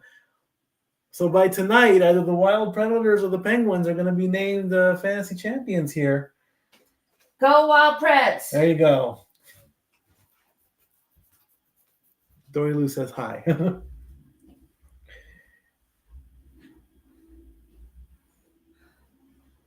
Florida coming in. Edmonton coming back.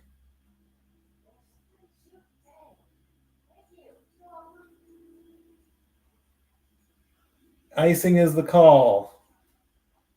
With 14:07 left to go in the second period.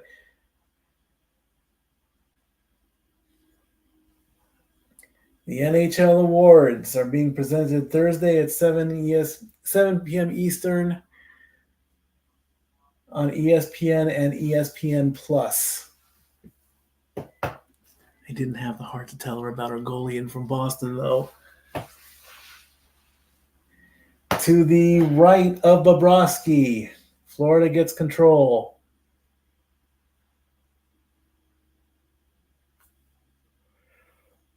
And icing is the call with 14 minutes left to go.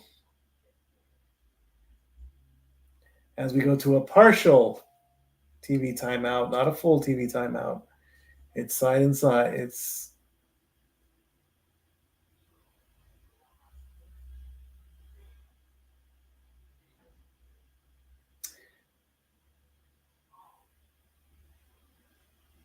Oilers with the puck. And Bobrovsky swallows up the puck, stopping play. As now I think we get a full timeout, a full TV timeout with 13:54 left to go in the second period. This is going to stay up, take a break, and we need to get that in the right mode so you can see it.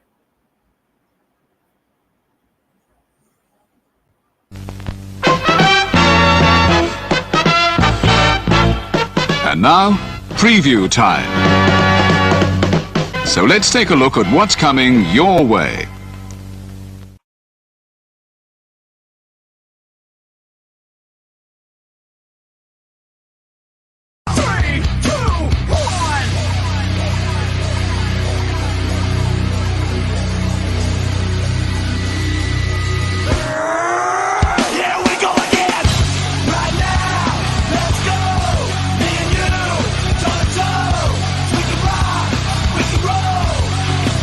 Here we go again!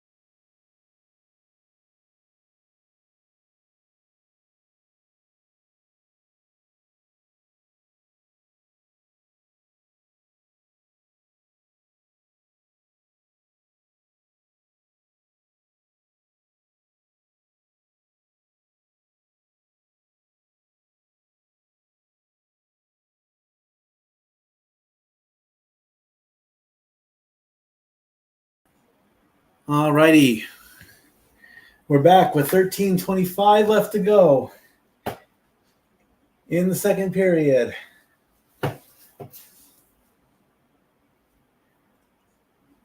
Had to get some water.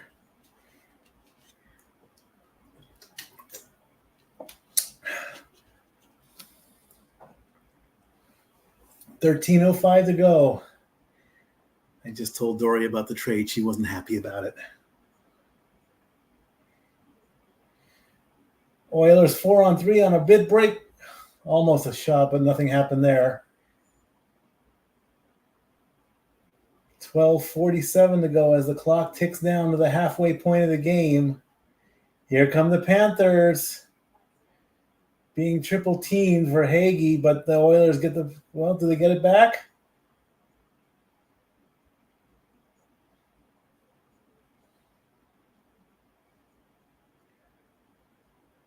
Skinner covers it up with 12:26 to go. We're almost on the cusp of 60 people as we're 2 hours into this stream. Canadian teams in Stanley Cup Finals since 1994. Montreal in 2021 lost. Vancouver in 2011 lost. Ottawa 2007 lost. Edmonton 2006 lost. Calgary 2004 lost. The Canadians were the last team to win in 1993. 30 years, the Canadian teams.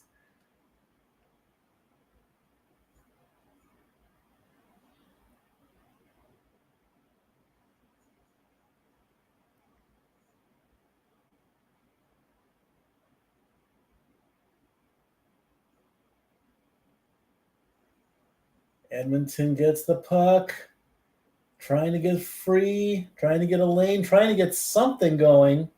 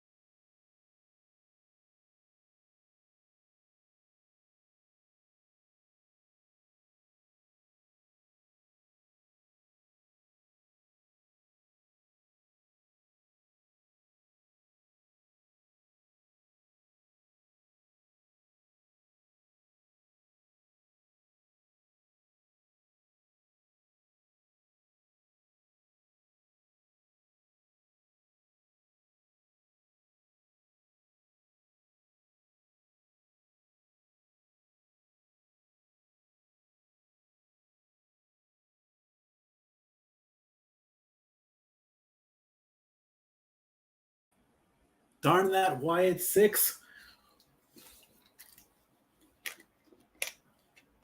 10:48 left to go.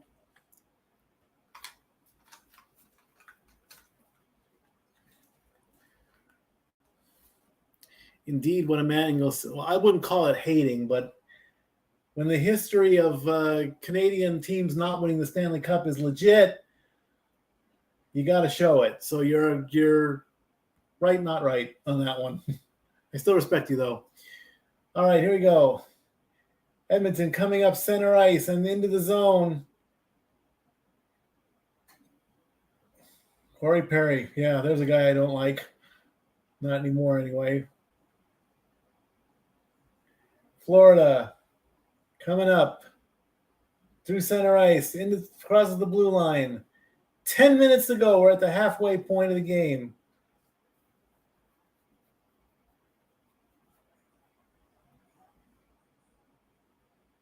Puck going back and forth. A wraparound. Skinner was out of his crease for a little tiny second, which left the net open, but nobody was at the top.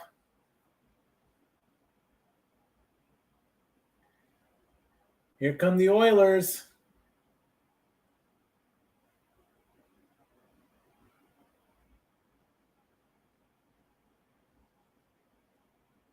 Panthers shoot it in, but nothing.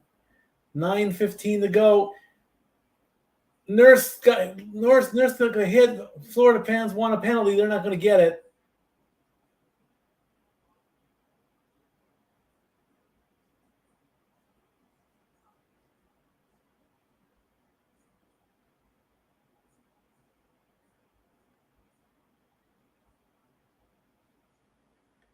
Florida in the corner of Costo trying to shoot in. It goes off of Skinner's arm.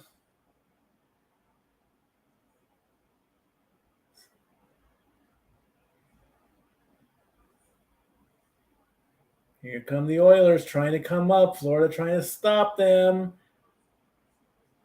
8:27 left to go in the second.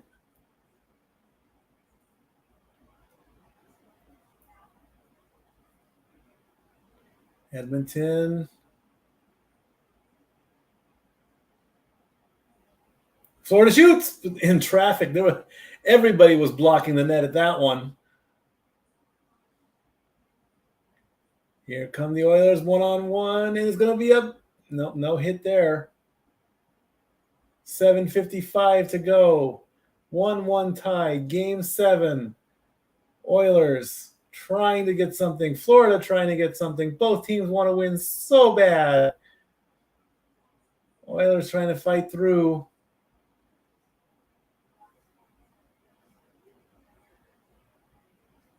Holloway went nowhere on that.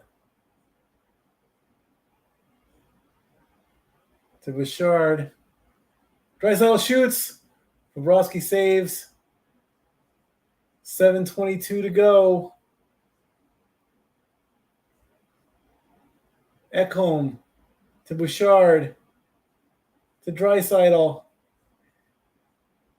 Edmonton has been in their zone for almost a minute. Looks like somebody lost a stick again.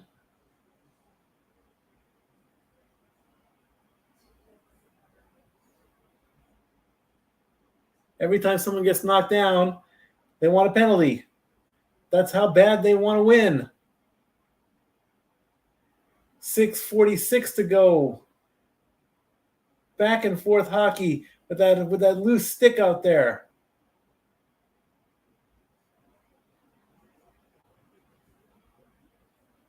Can he get it back?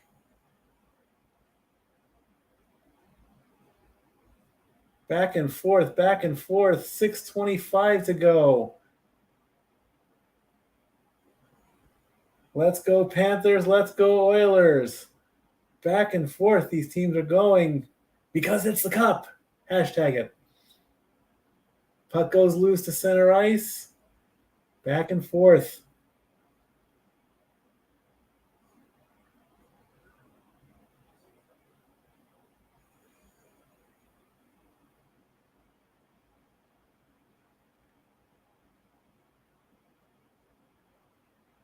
Five minutes straight. No stopping. Here come the Panthers. It goes right back. It's going back and forth, literally.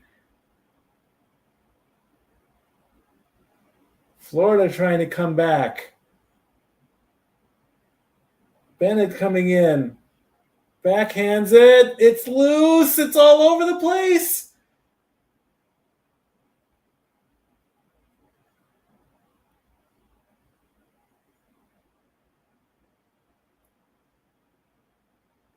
Long pass broken, not long enough for icing, though.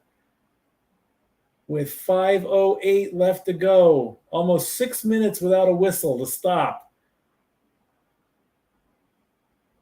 Look at that. Oh! One of the players went into the net, but the puck didn't. Reinhart almost by himself shoots, and Reinhart scores!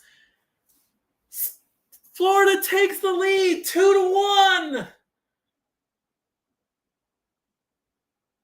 With a 78-mile-per-hour wrist shot at 4:49 left in the second, Sam Reinhart gives the Florida Panthers the lead.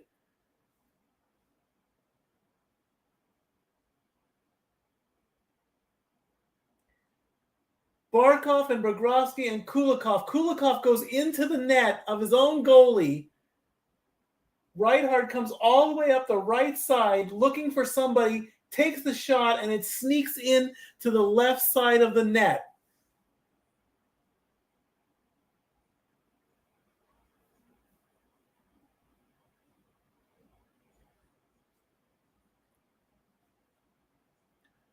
.449 left to go in the second, and the Panthers take the lead.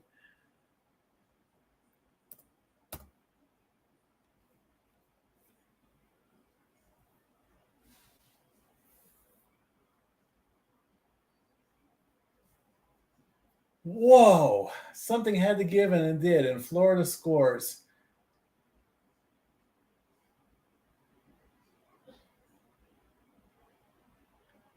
And that was only his second goal in the entire Stanley Cup final. He had 57 goals in the regular season, second only behind probably Connor McDavid. And there was almost a third goal just now.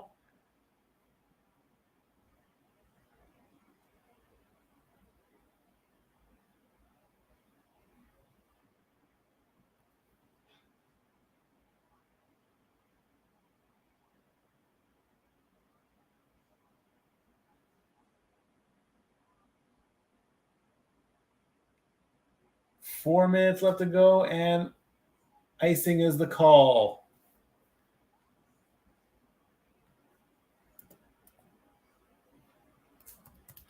As the Florida Panther is growling and snarling in the arena, Reinhart with that shot, it literally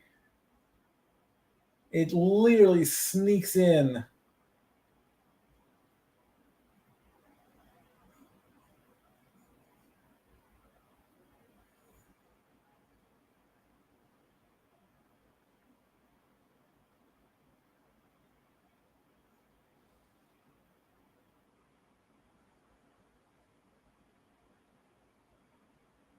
Here come the Oilers with 3:38 to go in the second. Oilers down by a goal.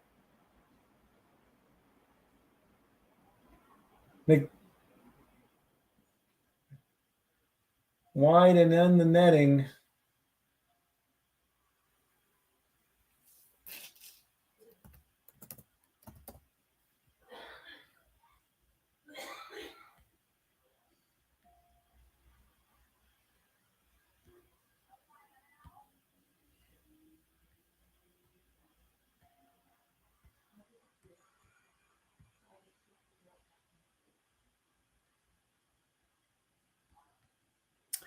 And as we get ready to go to a much-needed break,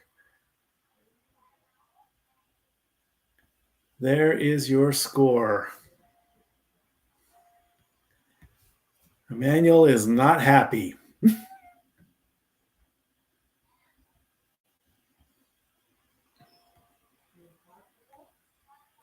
Emmanuel is not happy, and I'm hoping that Jeff is happy.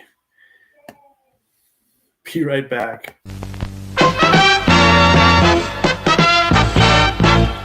And now, preview time.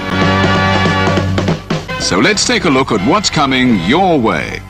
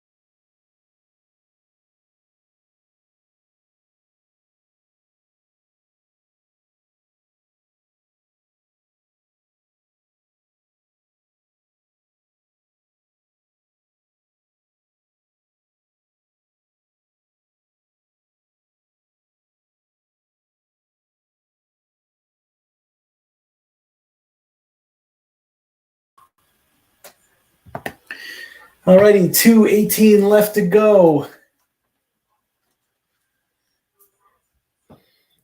Big hit there.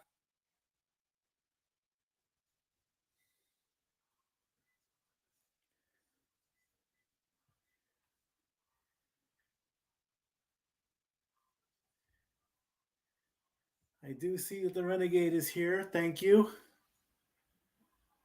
Thank you, Renegade. Saying, let's go Panthers. Right now, Panthers are up 2-1 with 1:42 to go in the second period. Janmark with a steal. Circles around. Can the Oilers recover? No.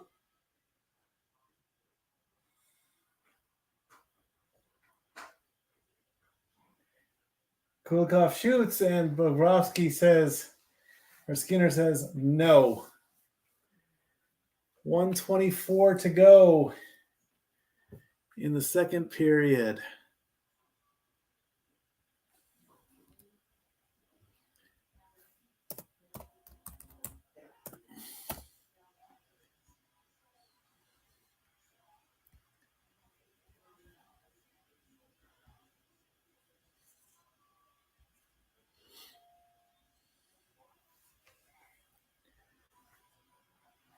Indeed, all the wrestling, all the wrestling, all the wrestling, all the professional wrestling, and new stuff that needs to be added.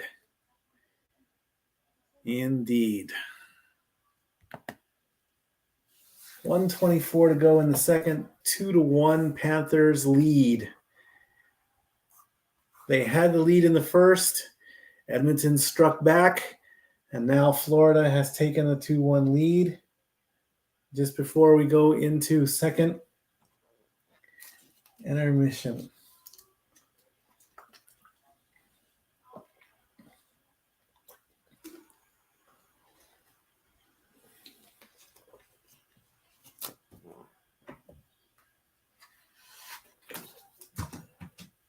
Whoo-wee.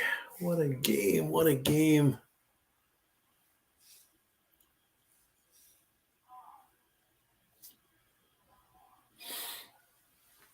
And who's wired up? A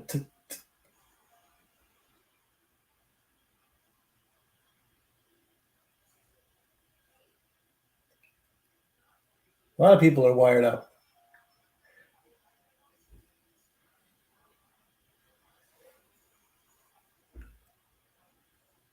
Two to one, Florida leads. 1:24 to go in the second period. Florida fans happy. Puck drops. Home teams are 115 and 82 in Game 7 history.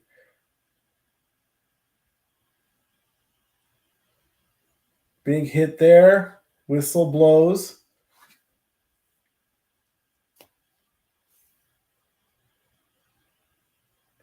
This Friday at 7 Eastern is the draft, the NHL draft at the Sphere. I will not be covering that. I'm sorry. As much as I'd like to, I can't cover that. I'm working. I have to work this Friday. Oilers coming up. Florida intercepts.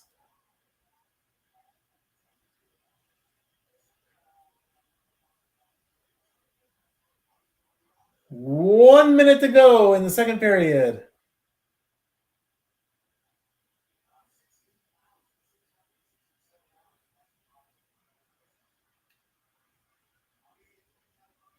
Offsides.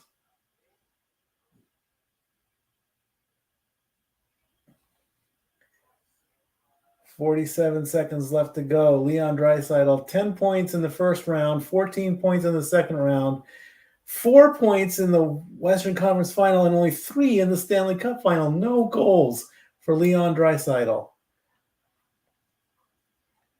If any time they needed a goal to tie it up, now would be it.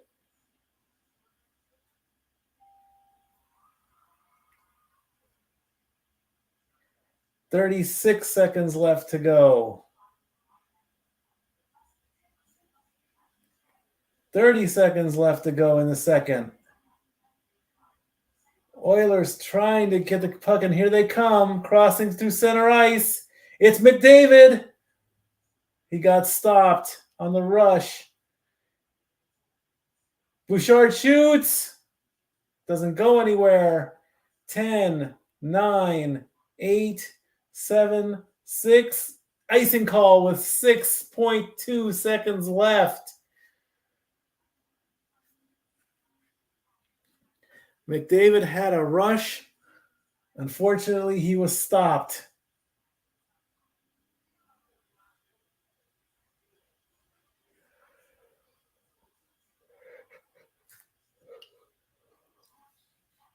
"42 points this season, fourth all time. 5, 4, 3, 2, 1, and that will end the second period.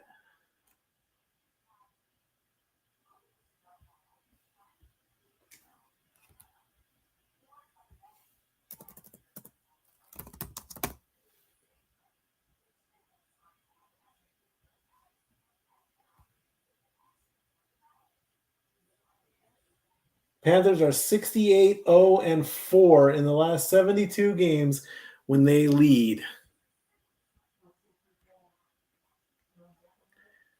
All right, friends. Second intermission report is coming up. We'll play what's coming up. We'll leave that up there for a little bit. Take a quick break. I'll go over all the stats. We are one period away from potentially having Florida win their first Stanley Cup. Stay tuned.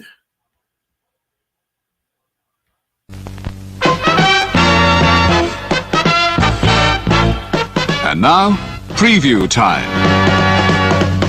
So let's take a look at what's coming your way.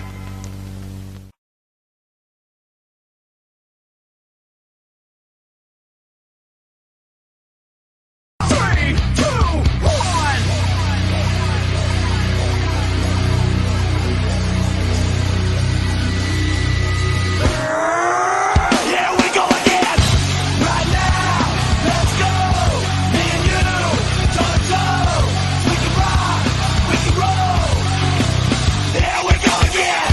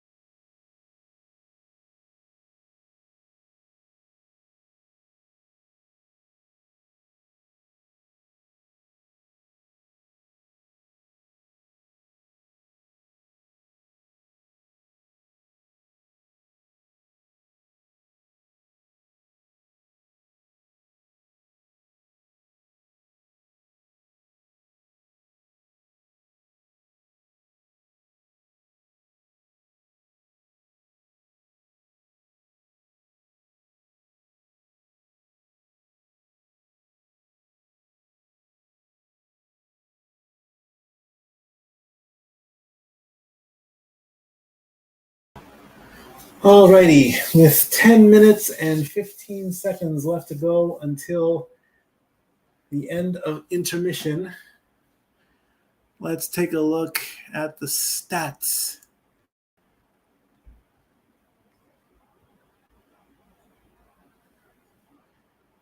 It's raining in Los Angeles. We had rain here last night in Sevier County.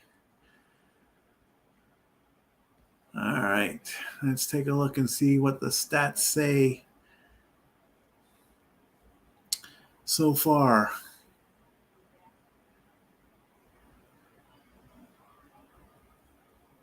(17-15) in favor of the Florida Panthers in shots, 25-13 in favor of hits.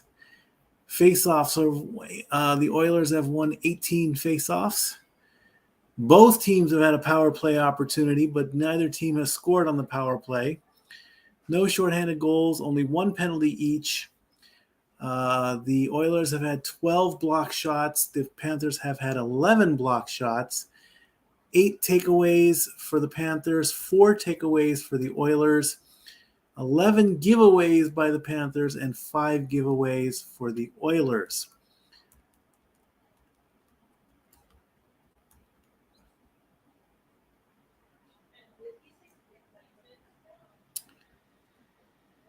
And the goal came in with Sam Reinhart at 15:11 of the second period, with assists by Carter Verhaeghe and Dmitry Kulikov.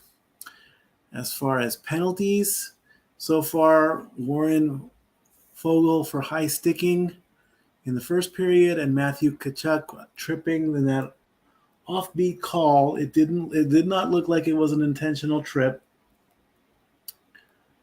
So, but that's what it was called. With 8 minutes and 8 seconds left to go in the second intermission, if the game stays as it is, within the hour, we will have brand new Stanley Cup champions. Let's take a look and see what's going on. Dodgers are on a rain delay at the top of the 7th. It's 2-0 against the White Sox. The Braves are losing to the Cardinals 4-1. And the Royals are beating the Marlins 4-1 as well. The Brewers are defeating the Rangers 5-3. Angels are actually beating the Athletics 2-1. No score between the Nationals and the Padres. No score between the Cubs and the Giants. Let's see what else is happening in the world of sports. Our Tennessee Vols are up 6-3 against Texas A&M Aggies in the MCWS. So that's good for them. Go Vols.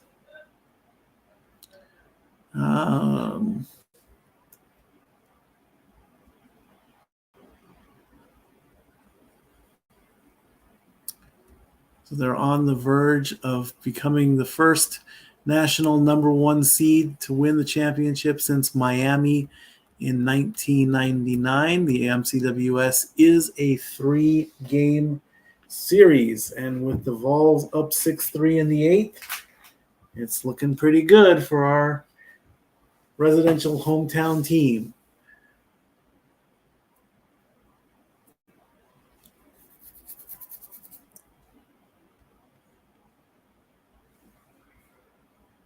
Oh, they're in Chicago.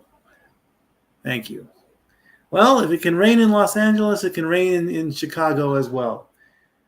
65 people watching, 66 people watching now. And it looks like as we're getting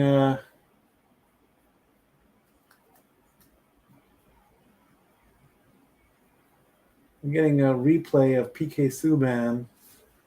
Let's see what he's talking about.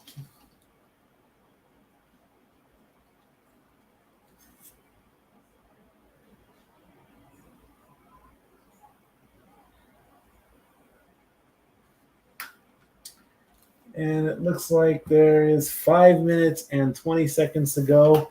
Florida is 18-0 when leading after 2 periods in the last 2 postseasons. So all these stats are coming up and saying Florida is going to win. The Oilers need to be more aggressive than basically letting the Panthers take the tempo of the game, says Emmanuel. I don't know how much more aggressive you can get. You're down to the last 20 minutes. You got to score 2. You got to score 1 to force overtime.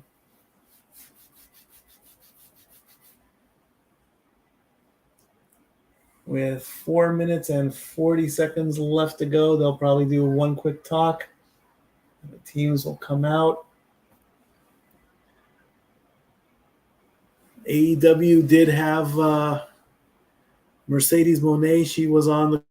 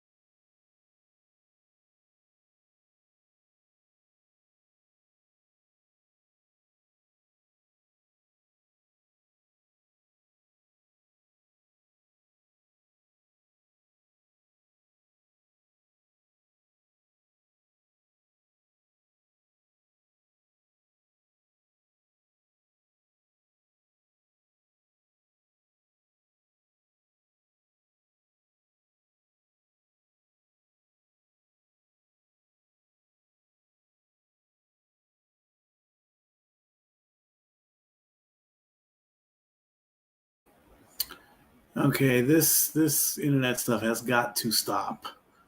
I don't know what's going on. I don't like it, but it is very, very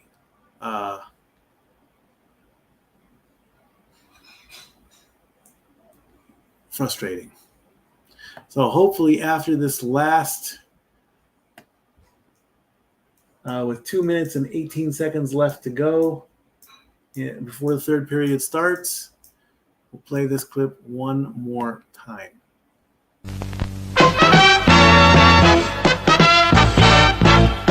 And now, preview time. So let's take a look at what's coming your way.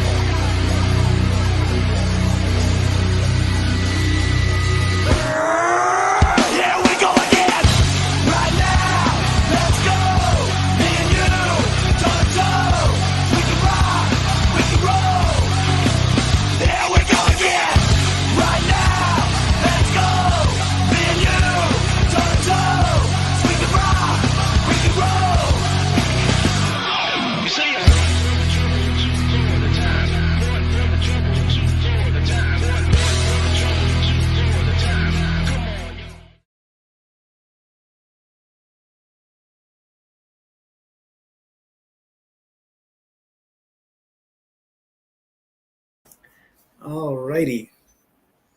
Getting ready to start the third period. Whew. Hey, a bad hair day and everything because of this Wyatt 6. Wyatt 6 stuff. Get the local weight on your side.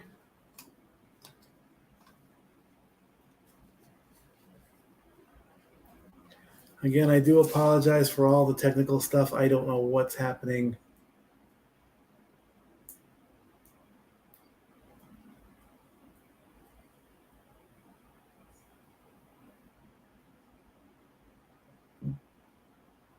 As we get the final preview or the final promo.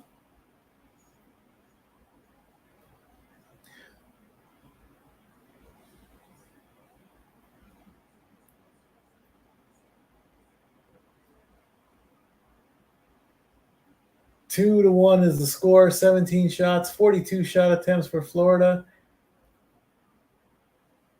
25 straight wins for Florida when leading after 2.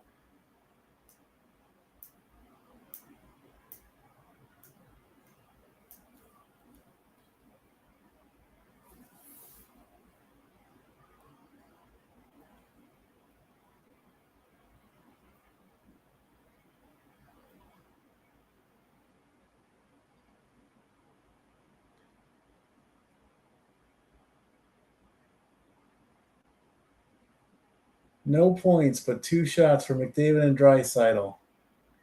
Third period underway.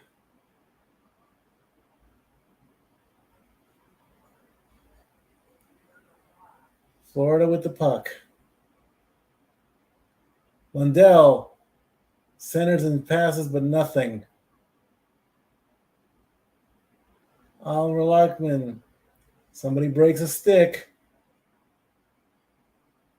Connor Brown breaks a stick. Florida controls.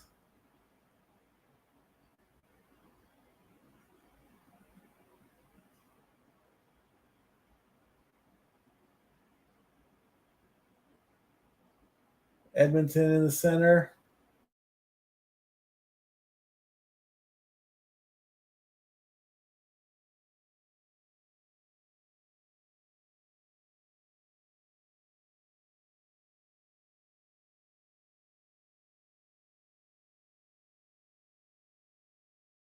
Can I please stay on the air?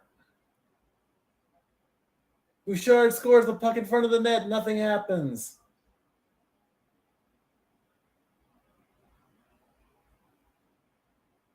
Nothing happens there. 18:36 to go in the third.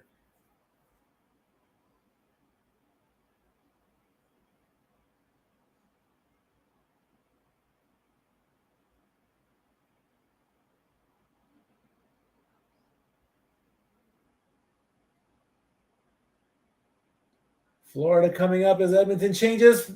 Reinhardt shoots and it goes up high. 18:10 to go in the third.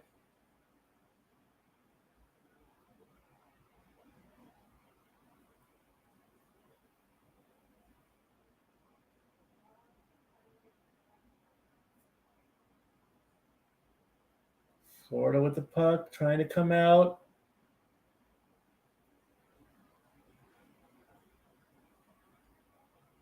Crowd chanting. Everyone's just moving the puck around. 17:38 to go. Long pass. Edmonton gets the puck. Fortunately, Florida recovers.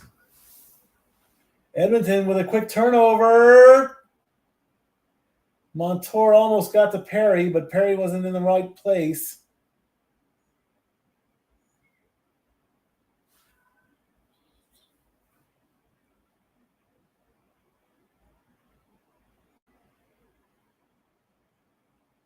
Edmonton with the puck. Florida trying to keep it in. Will that be icing? No. 17 minutes to go in the third.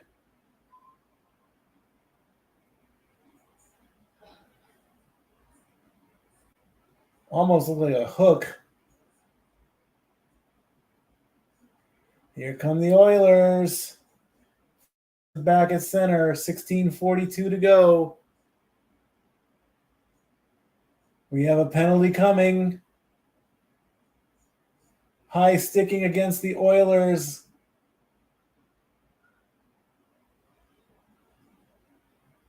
No blood.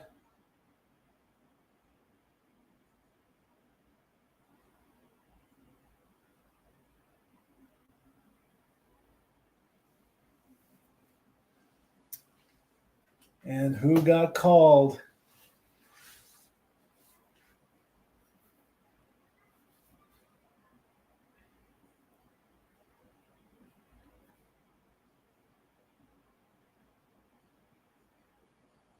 Oh, Evan Bouchard gets Lustarden right in the head. He's bleeding now. Florida on the power play.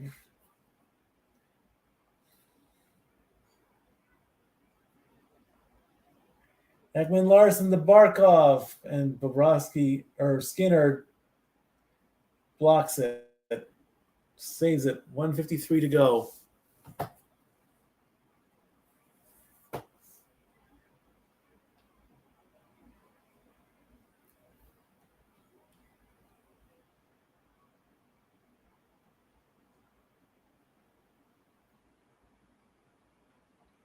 Barkov sends the puck down. Ekman Larson brings the puck up to Barkov,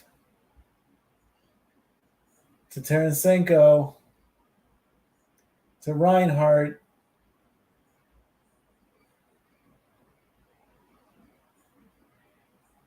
Edmonton almost wanted to go shorthanded, but it ended up clearing instead. It's not a bad plan. With 1:15 to go.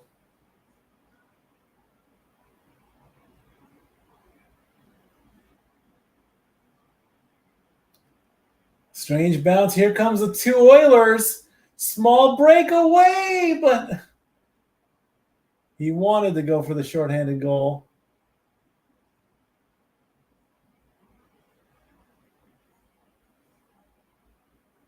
$50 seconds on the power play, 15:23 to go left in the game. Bennett passes.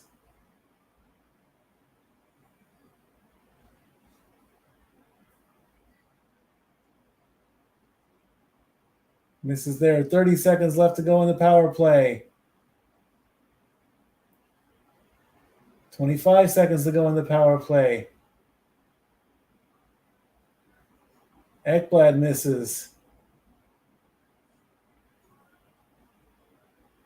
11, 10, 9, 8, 7, 6, 5. A big swipe.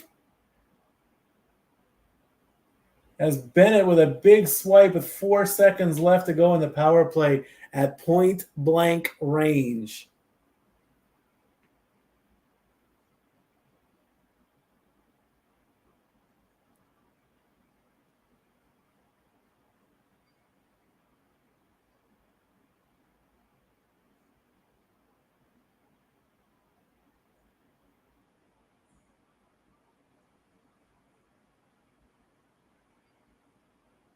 Four seconds left to go in the power play. 14:41 to go.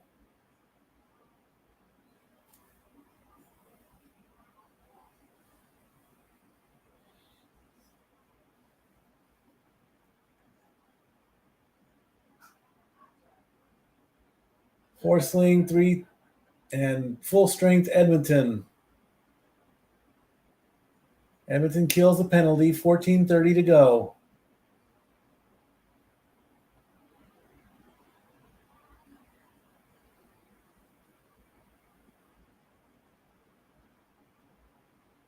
Here come the Panthers. And the puck out of play. 14:15 left to go.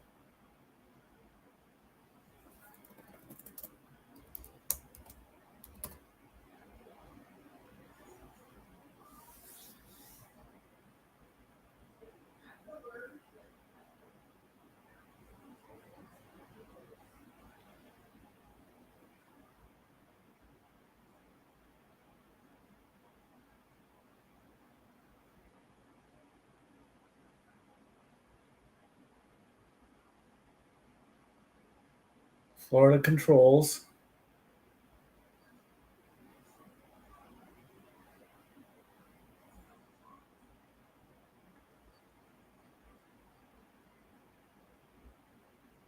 Kachuk with the puck.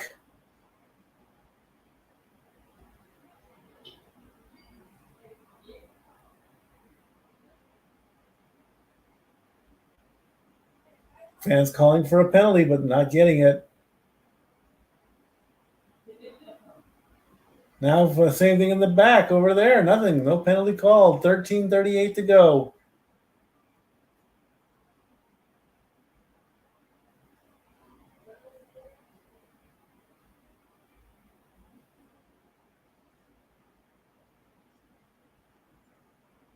McDavid tried to get through, but it just didn't happen.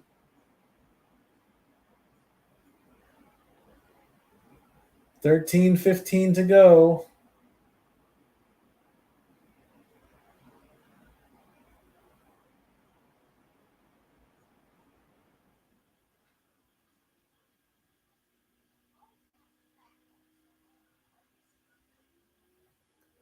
Puck going back and forth. Here come the Oilers. Bobrovsky with the save. 12:52 to go.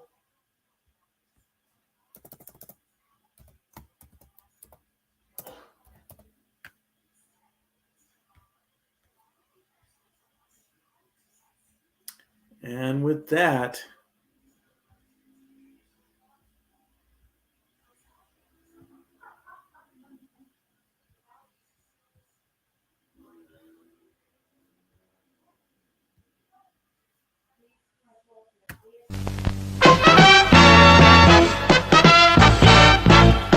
And now, preview time. So let's take a look at what's coming your way.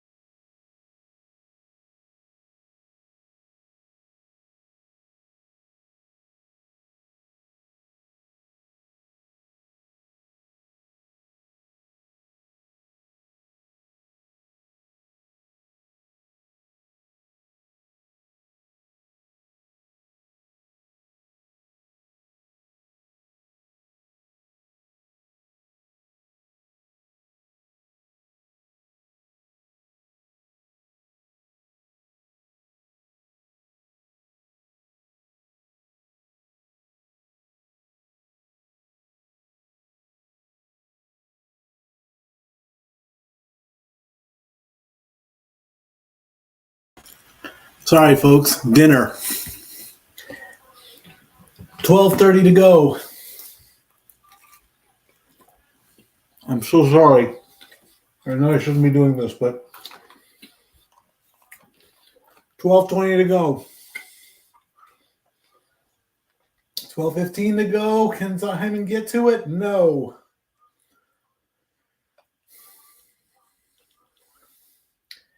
The puck goes out of the ice.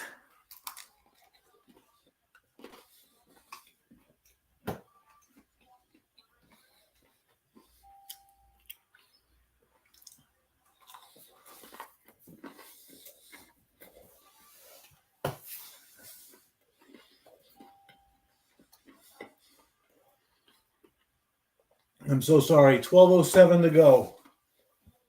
2-1 is the score.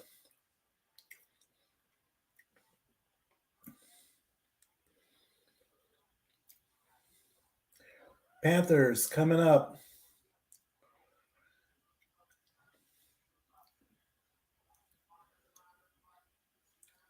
Oilers trying to get out of the Florida zone, and they do.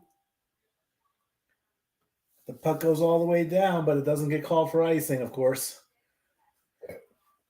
11:42 to go.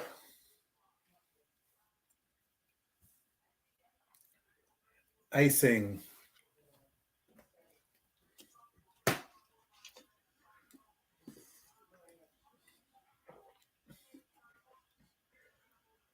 The 2024 draft for the NBA starts on Wednesday, then continues on Thursday. Then on Friday, it's the NHL draft.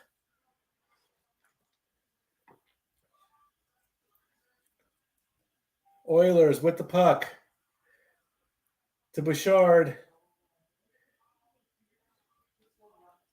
Draisaitl comes around. Can he get a goal? No. One-timer doesn't go.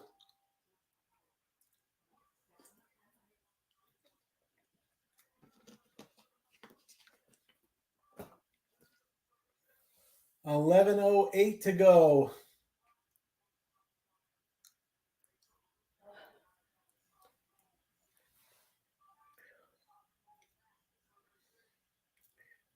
Draisaitl loses the puck.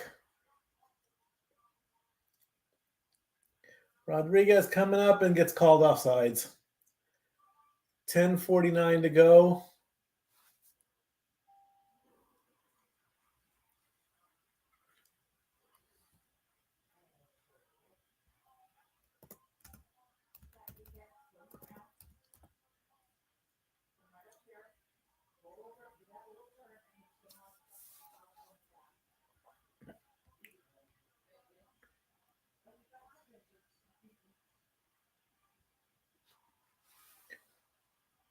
Only 3 shot attempts for Leon Draisaitl in the entire game.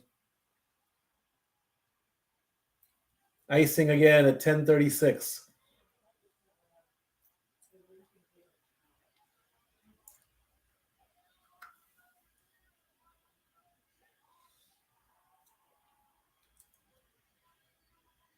This little kid that was flexing,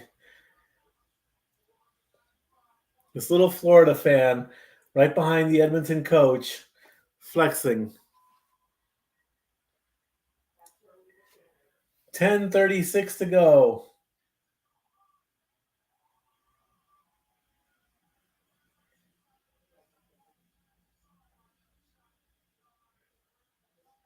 Is that a furry dog? Or is that someone in a fur? I don't know what that is.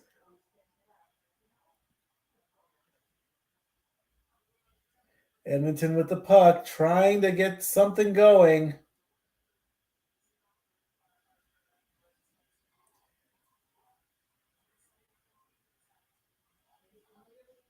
Taking a swipe, and 10 minutes to go.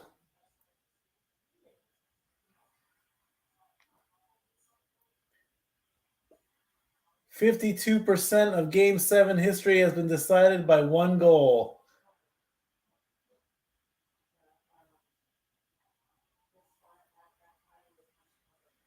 Oilers trying to get out of their own zone, and they do. They are in center ice.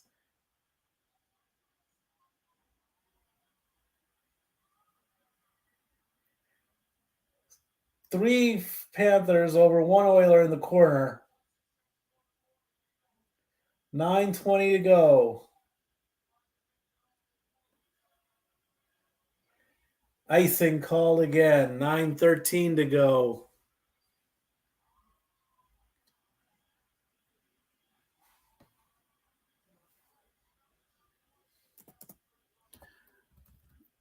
again. Only 4 teams in the NHL.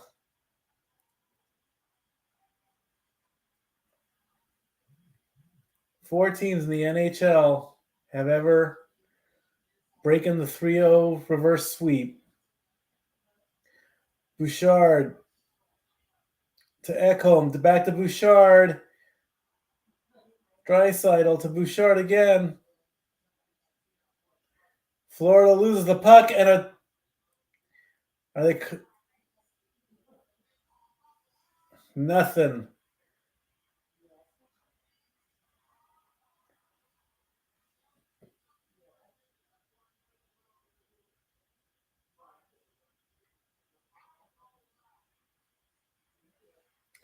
Back and forth, 8:30 to go.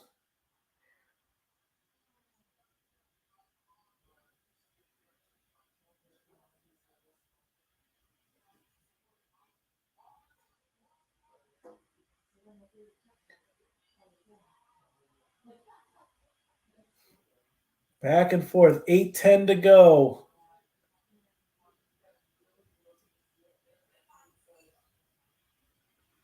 Florida with the puck. Edmonton trying everything to get the puck in their control.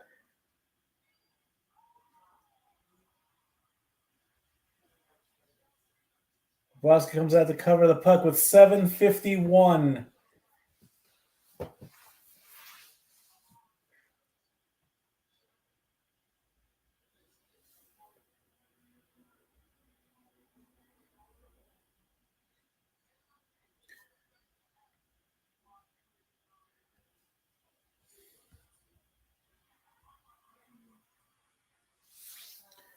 .751 left in the game. 2-1 is the score.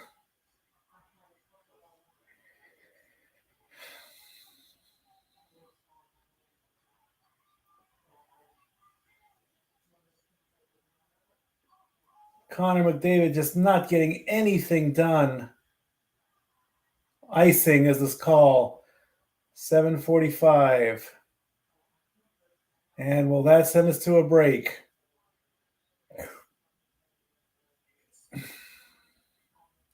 Connor McDavid has 20 minutes of ice time.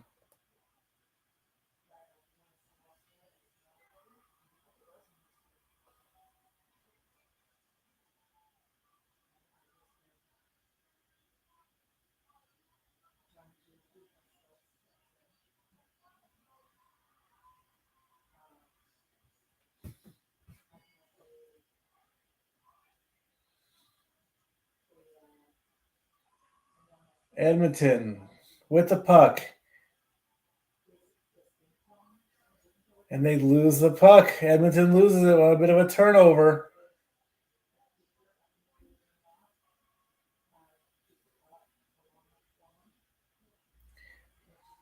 Right. Nothing. Comes in front of the net with 7:20 to go. Long shot, but nothing.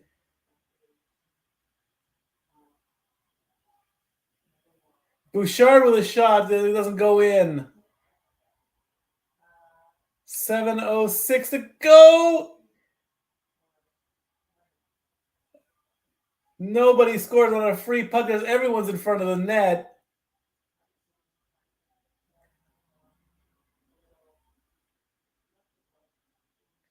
.702. That was the best chance.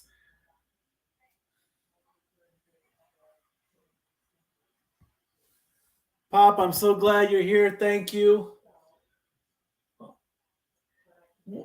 McDavid had the loose puck, loses it. Hyman falls, tries to shoot one in. 3 Panthers all over the net, and finally a stoppage as we take a commercial break.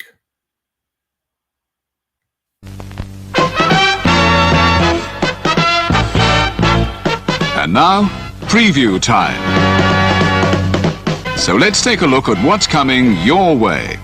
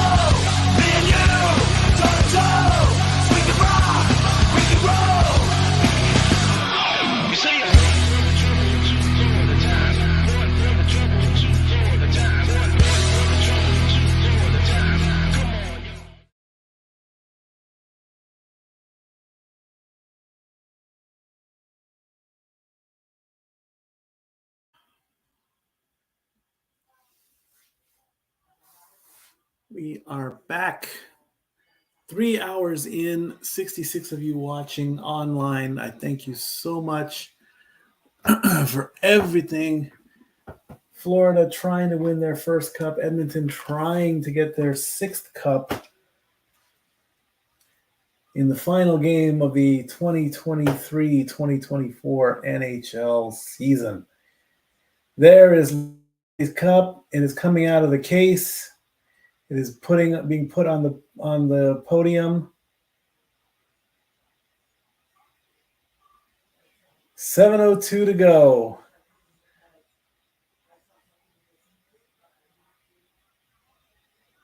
Edmonton sends it in, but nobody's there. Sends it in, centers a pass, but nothing.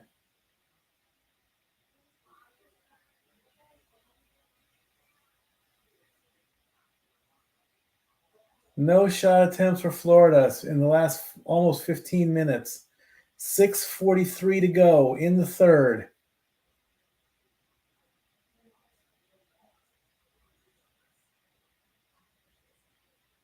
McDavid trying to get his team to get that goal. Center ice. Connor McDavid is a 3-time Hart Trophy winner.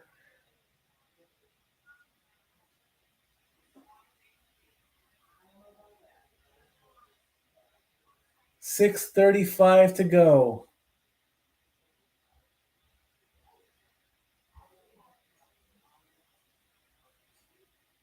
Hand pass called.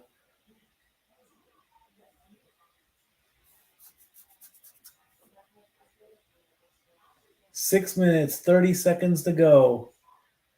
The cup is being polished up as Phil Pritchard does his job.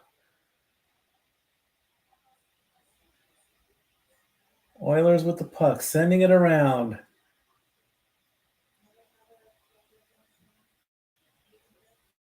Florida getting the puck. Edmonton trying to keep it in.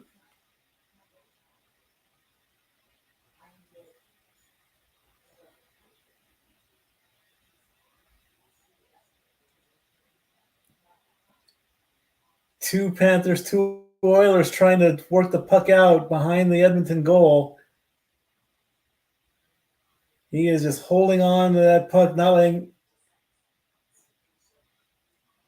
Finally, the whistle blows. 5:54 as Evan Rodriguez decided to almost like.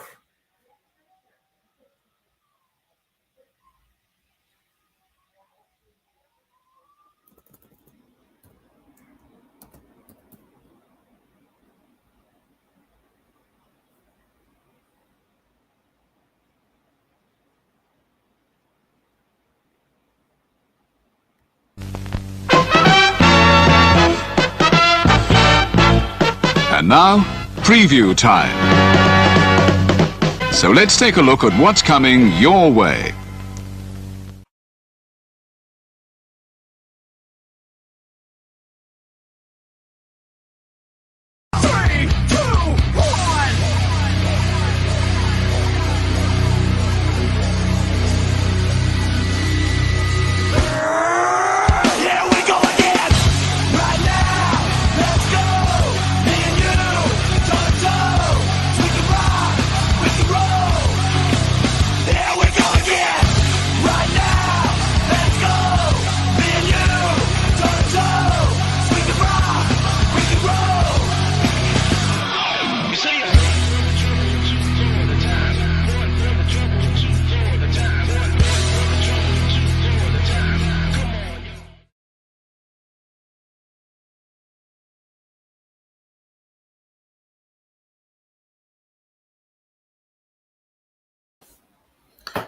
With 5:54 left to go in the game.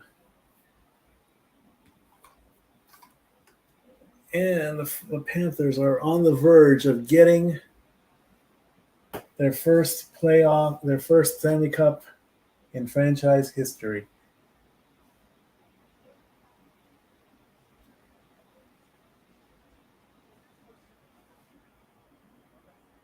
And it is official. Tennessee Volunteers win MCWS by a score of 6-5. Congratulations to the Vols.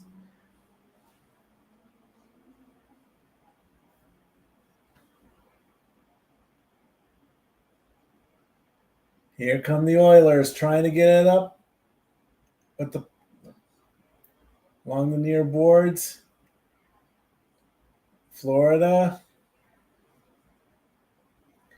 Tarasenko shoots and Skinner swallows up the puck at 5:34.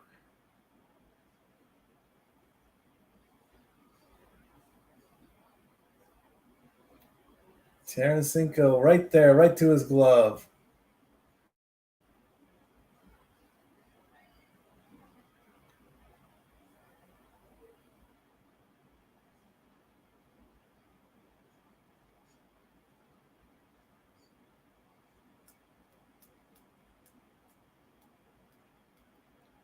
Face off to the right of Skinner. 5:25 to go. Icing at 5:25.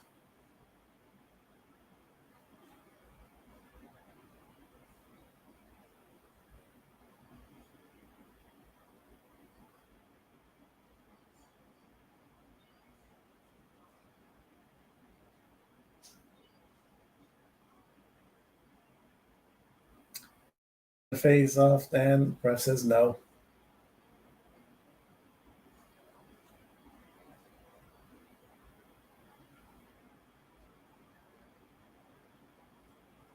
Florida with the puck. They already have the lead. They're trying to get an insurance goal. Here come the Oilers. Offsides. 5:10 to go.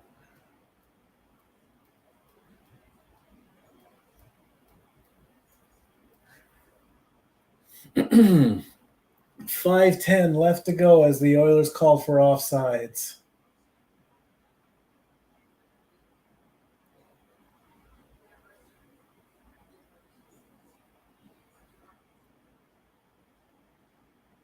Here's the face-off. Florida holding on to the puck. 5 minutes to go. Oilers need a goal. Florida wants a goal to end this. Florida getting out.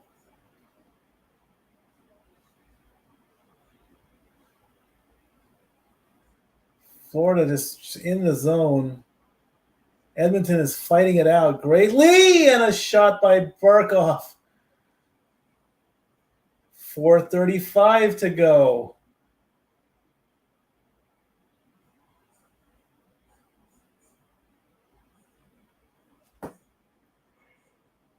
I'm so sorry. Oh my God. I'm a tired stat boy. Carter Verhaeghe has 11 goals this postseason, tied for the most in Panthers history. Tkachuk did 11 as well.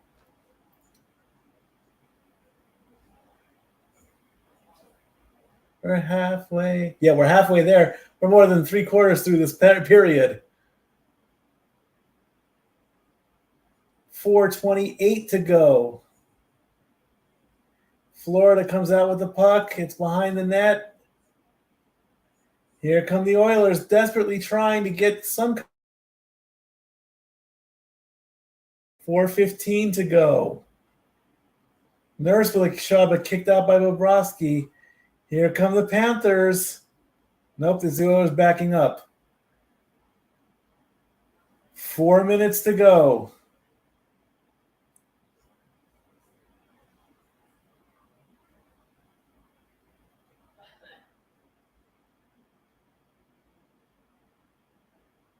He's knocked down. Bobrovsky is all over the place, and the puck still didn't go anywhere near the net. Bobrovsky lost his stick. Oh, no. And they clear it. Icing is the call. 3:29 left to go in the game. Bobrovsky was all over the place, flat on his back, lying flat, losing his stick. There he goes on his back. He's trying to get up and get back in position. He's all over the place.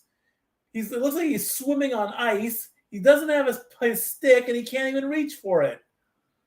3:29 to go. Excuse me.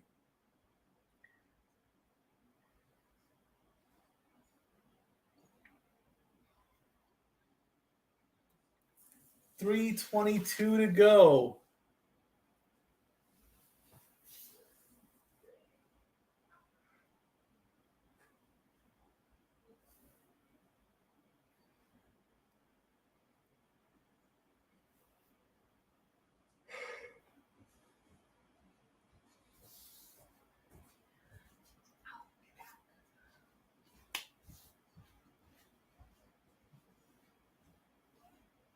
Bouchard trying to keep this game alive. Tough angle shot doesn't go in. 3:10 to go. Here goes the Panthers for Hagee on a small little breakaway, but he gets smacked into the glass. 3 minutes to go.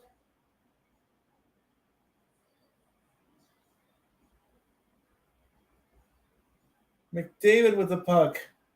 Draisaitl with the puck. One of these two needs to do something if they want the game to keep going. 2:40 to go.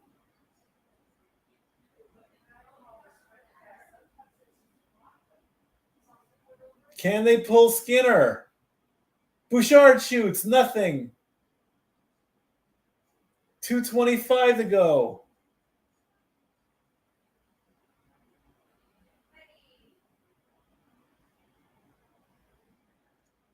Blues puck everywhere. The puck is everywhere. Players are going everywhere. 2:10 to go. And waves the icing. 2 minutes to go. Edmonton in a flurry, trying to get something. Will they get it? Here come the Panthers with 1:48 to go.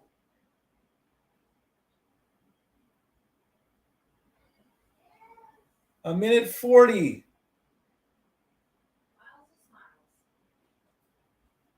Offsides is the call.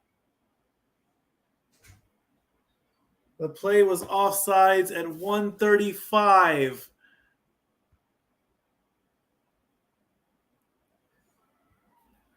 I'm sorry, Pop, but it's 10 minutes to 11, and it's almost past my bedtime, and I have to go to work tomorrow. You're just waking up where you are.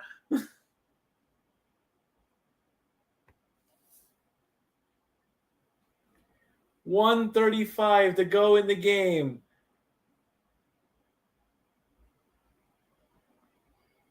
Oiler executives are nervous. Florida fans are going crazy.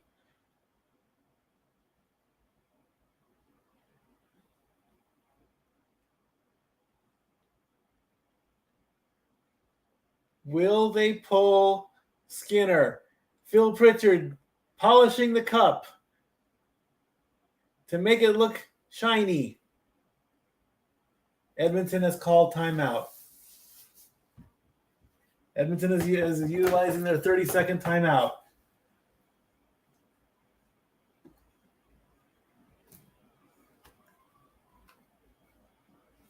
Edmonton fans praying in the stands.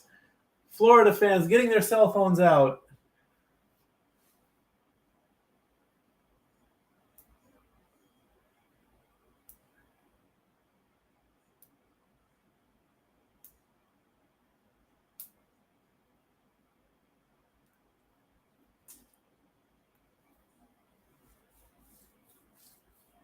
The timeout is over. There's that kid again, flexing in front of the bench.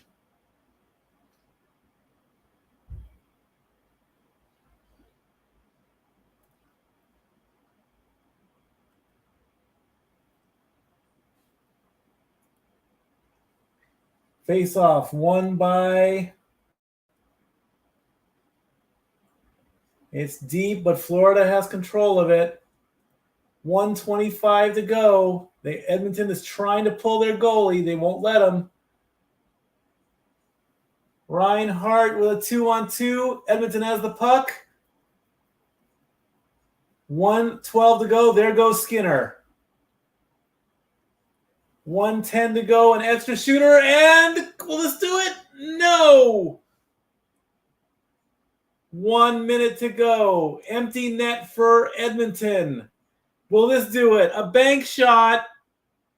No. 50 seconds to go.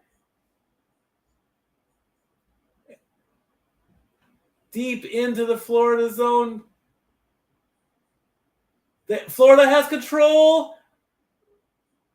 Will Rodriguez get the empty netter? No!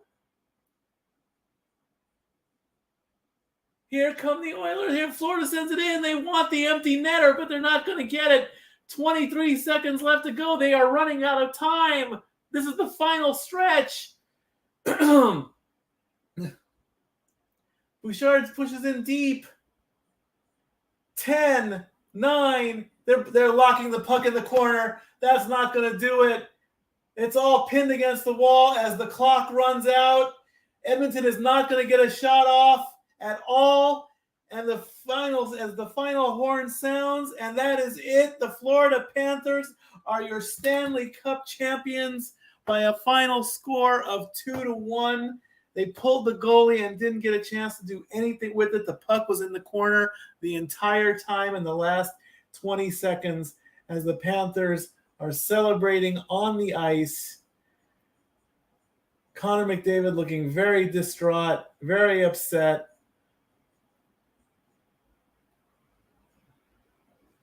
And your your 2024 Stanley Cup champions, the first in franchise history, goes to the Florida Panthers.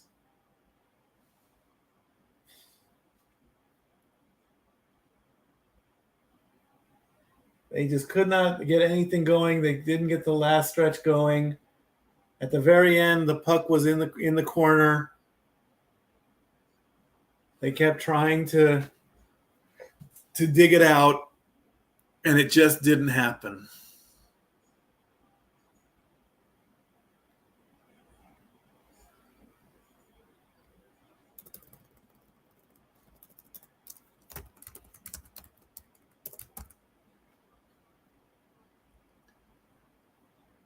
All right. Well, let's make this official. Your final score.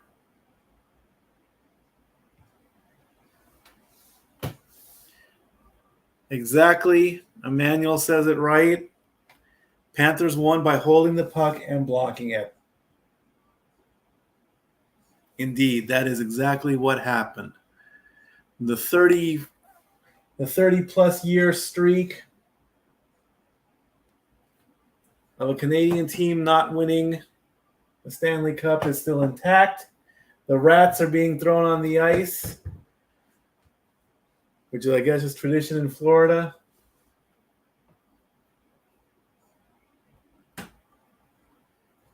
Bit of a handshake line is now formed as both teams are showing respect to each other.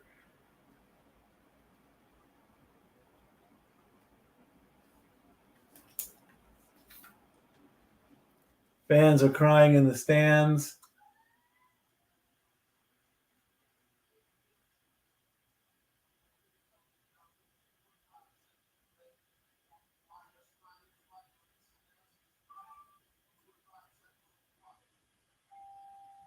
Matthew Tkachuk's father is in the stands there.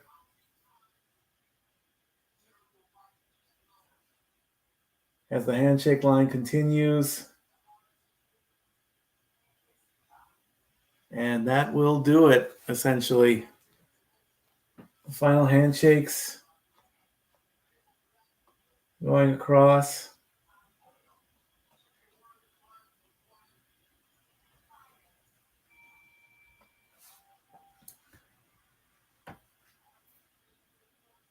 Connor McDavid.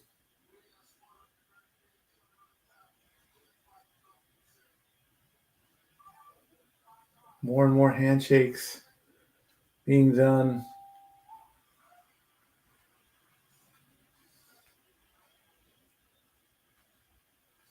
And Connor McDavid there. Looks like he was fighting off a sniffle of some kind. A little disappointment, but that's expected.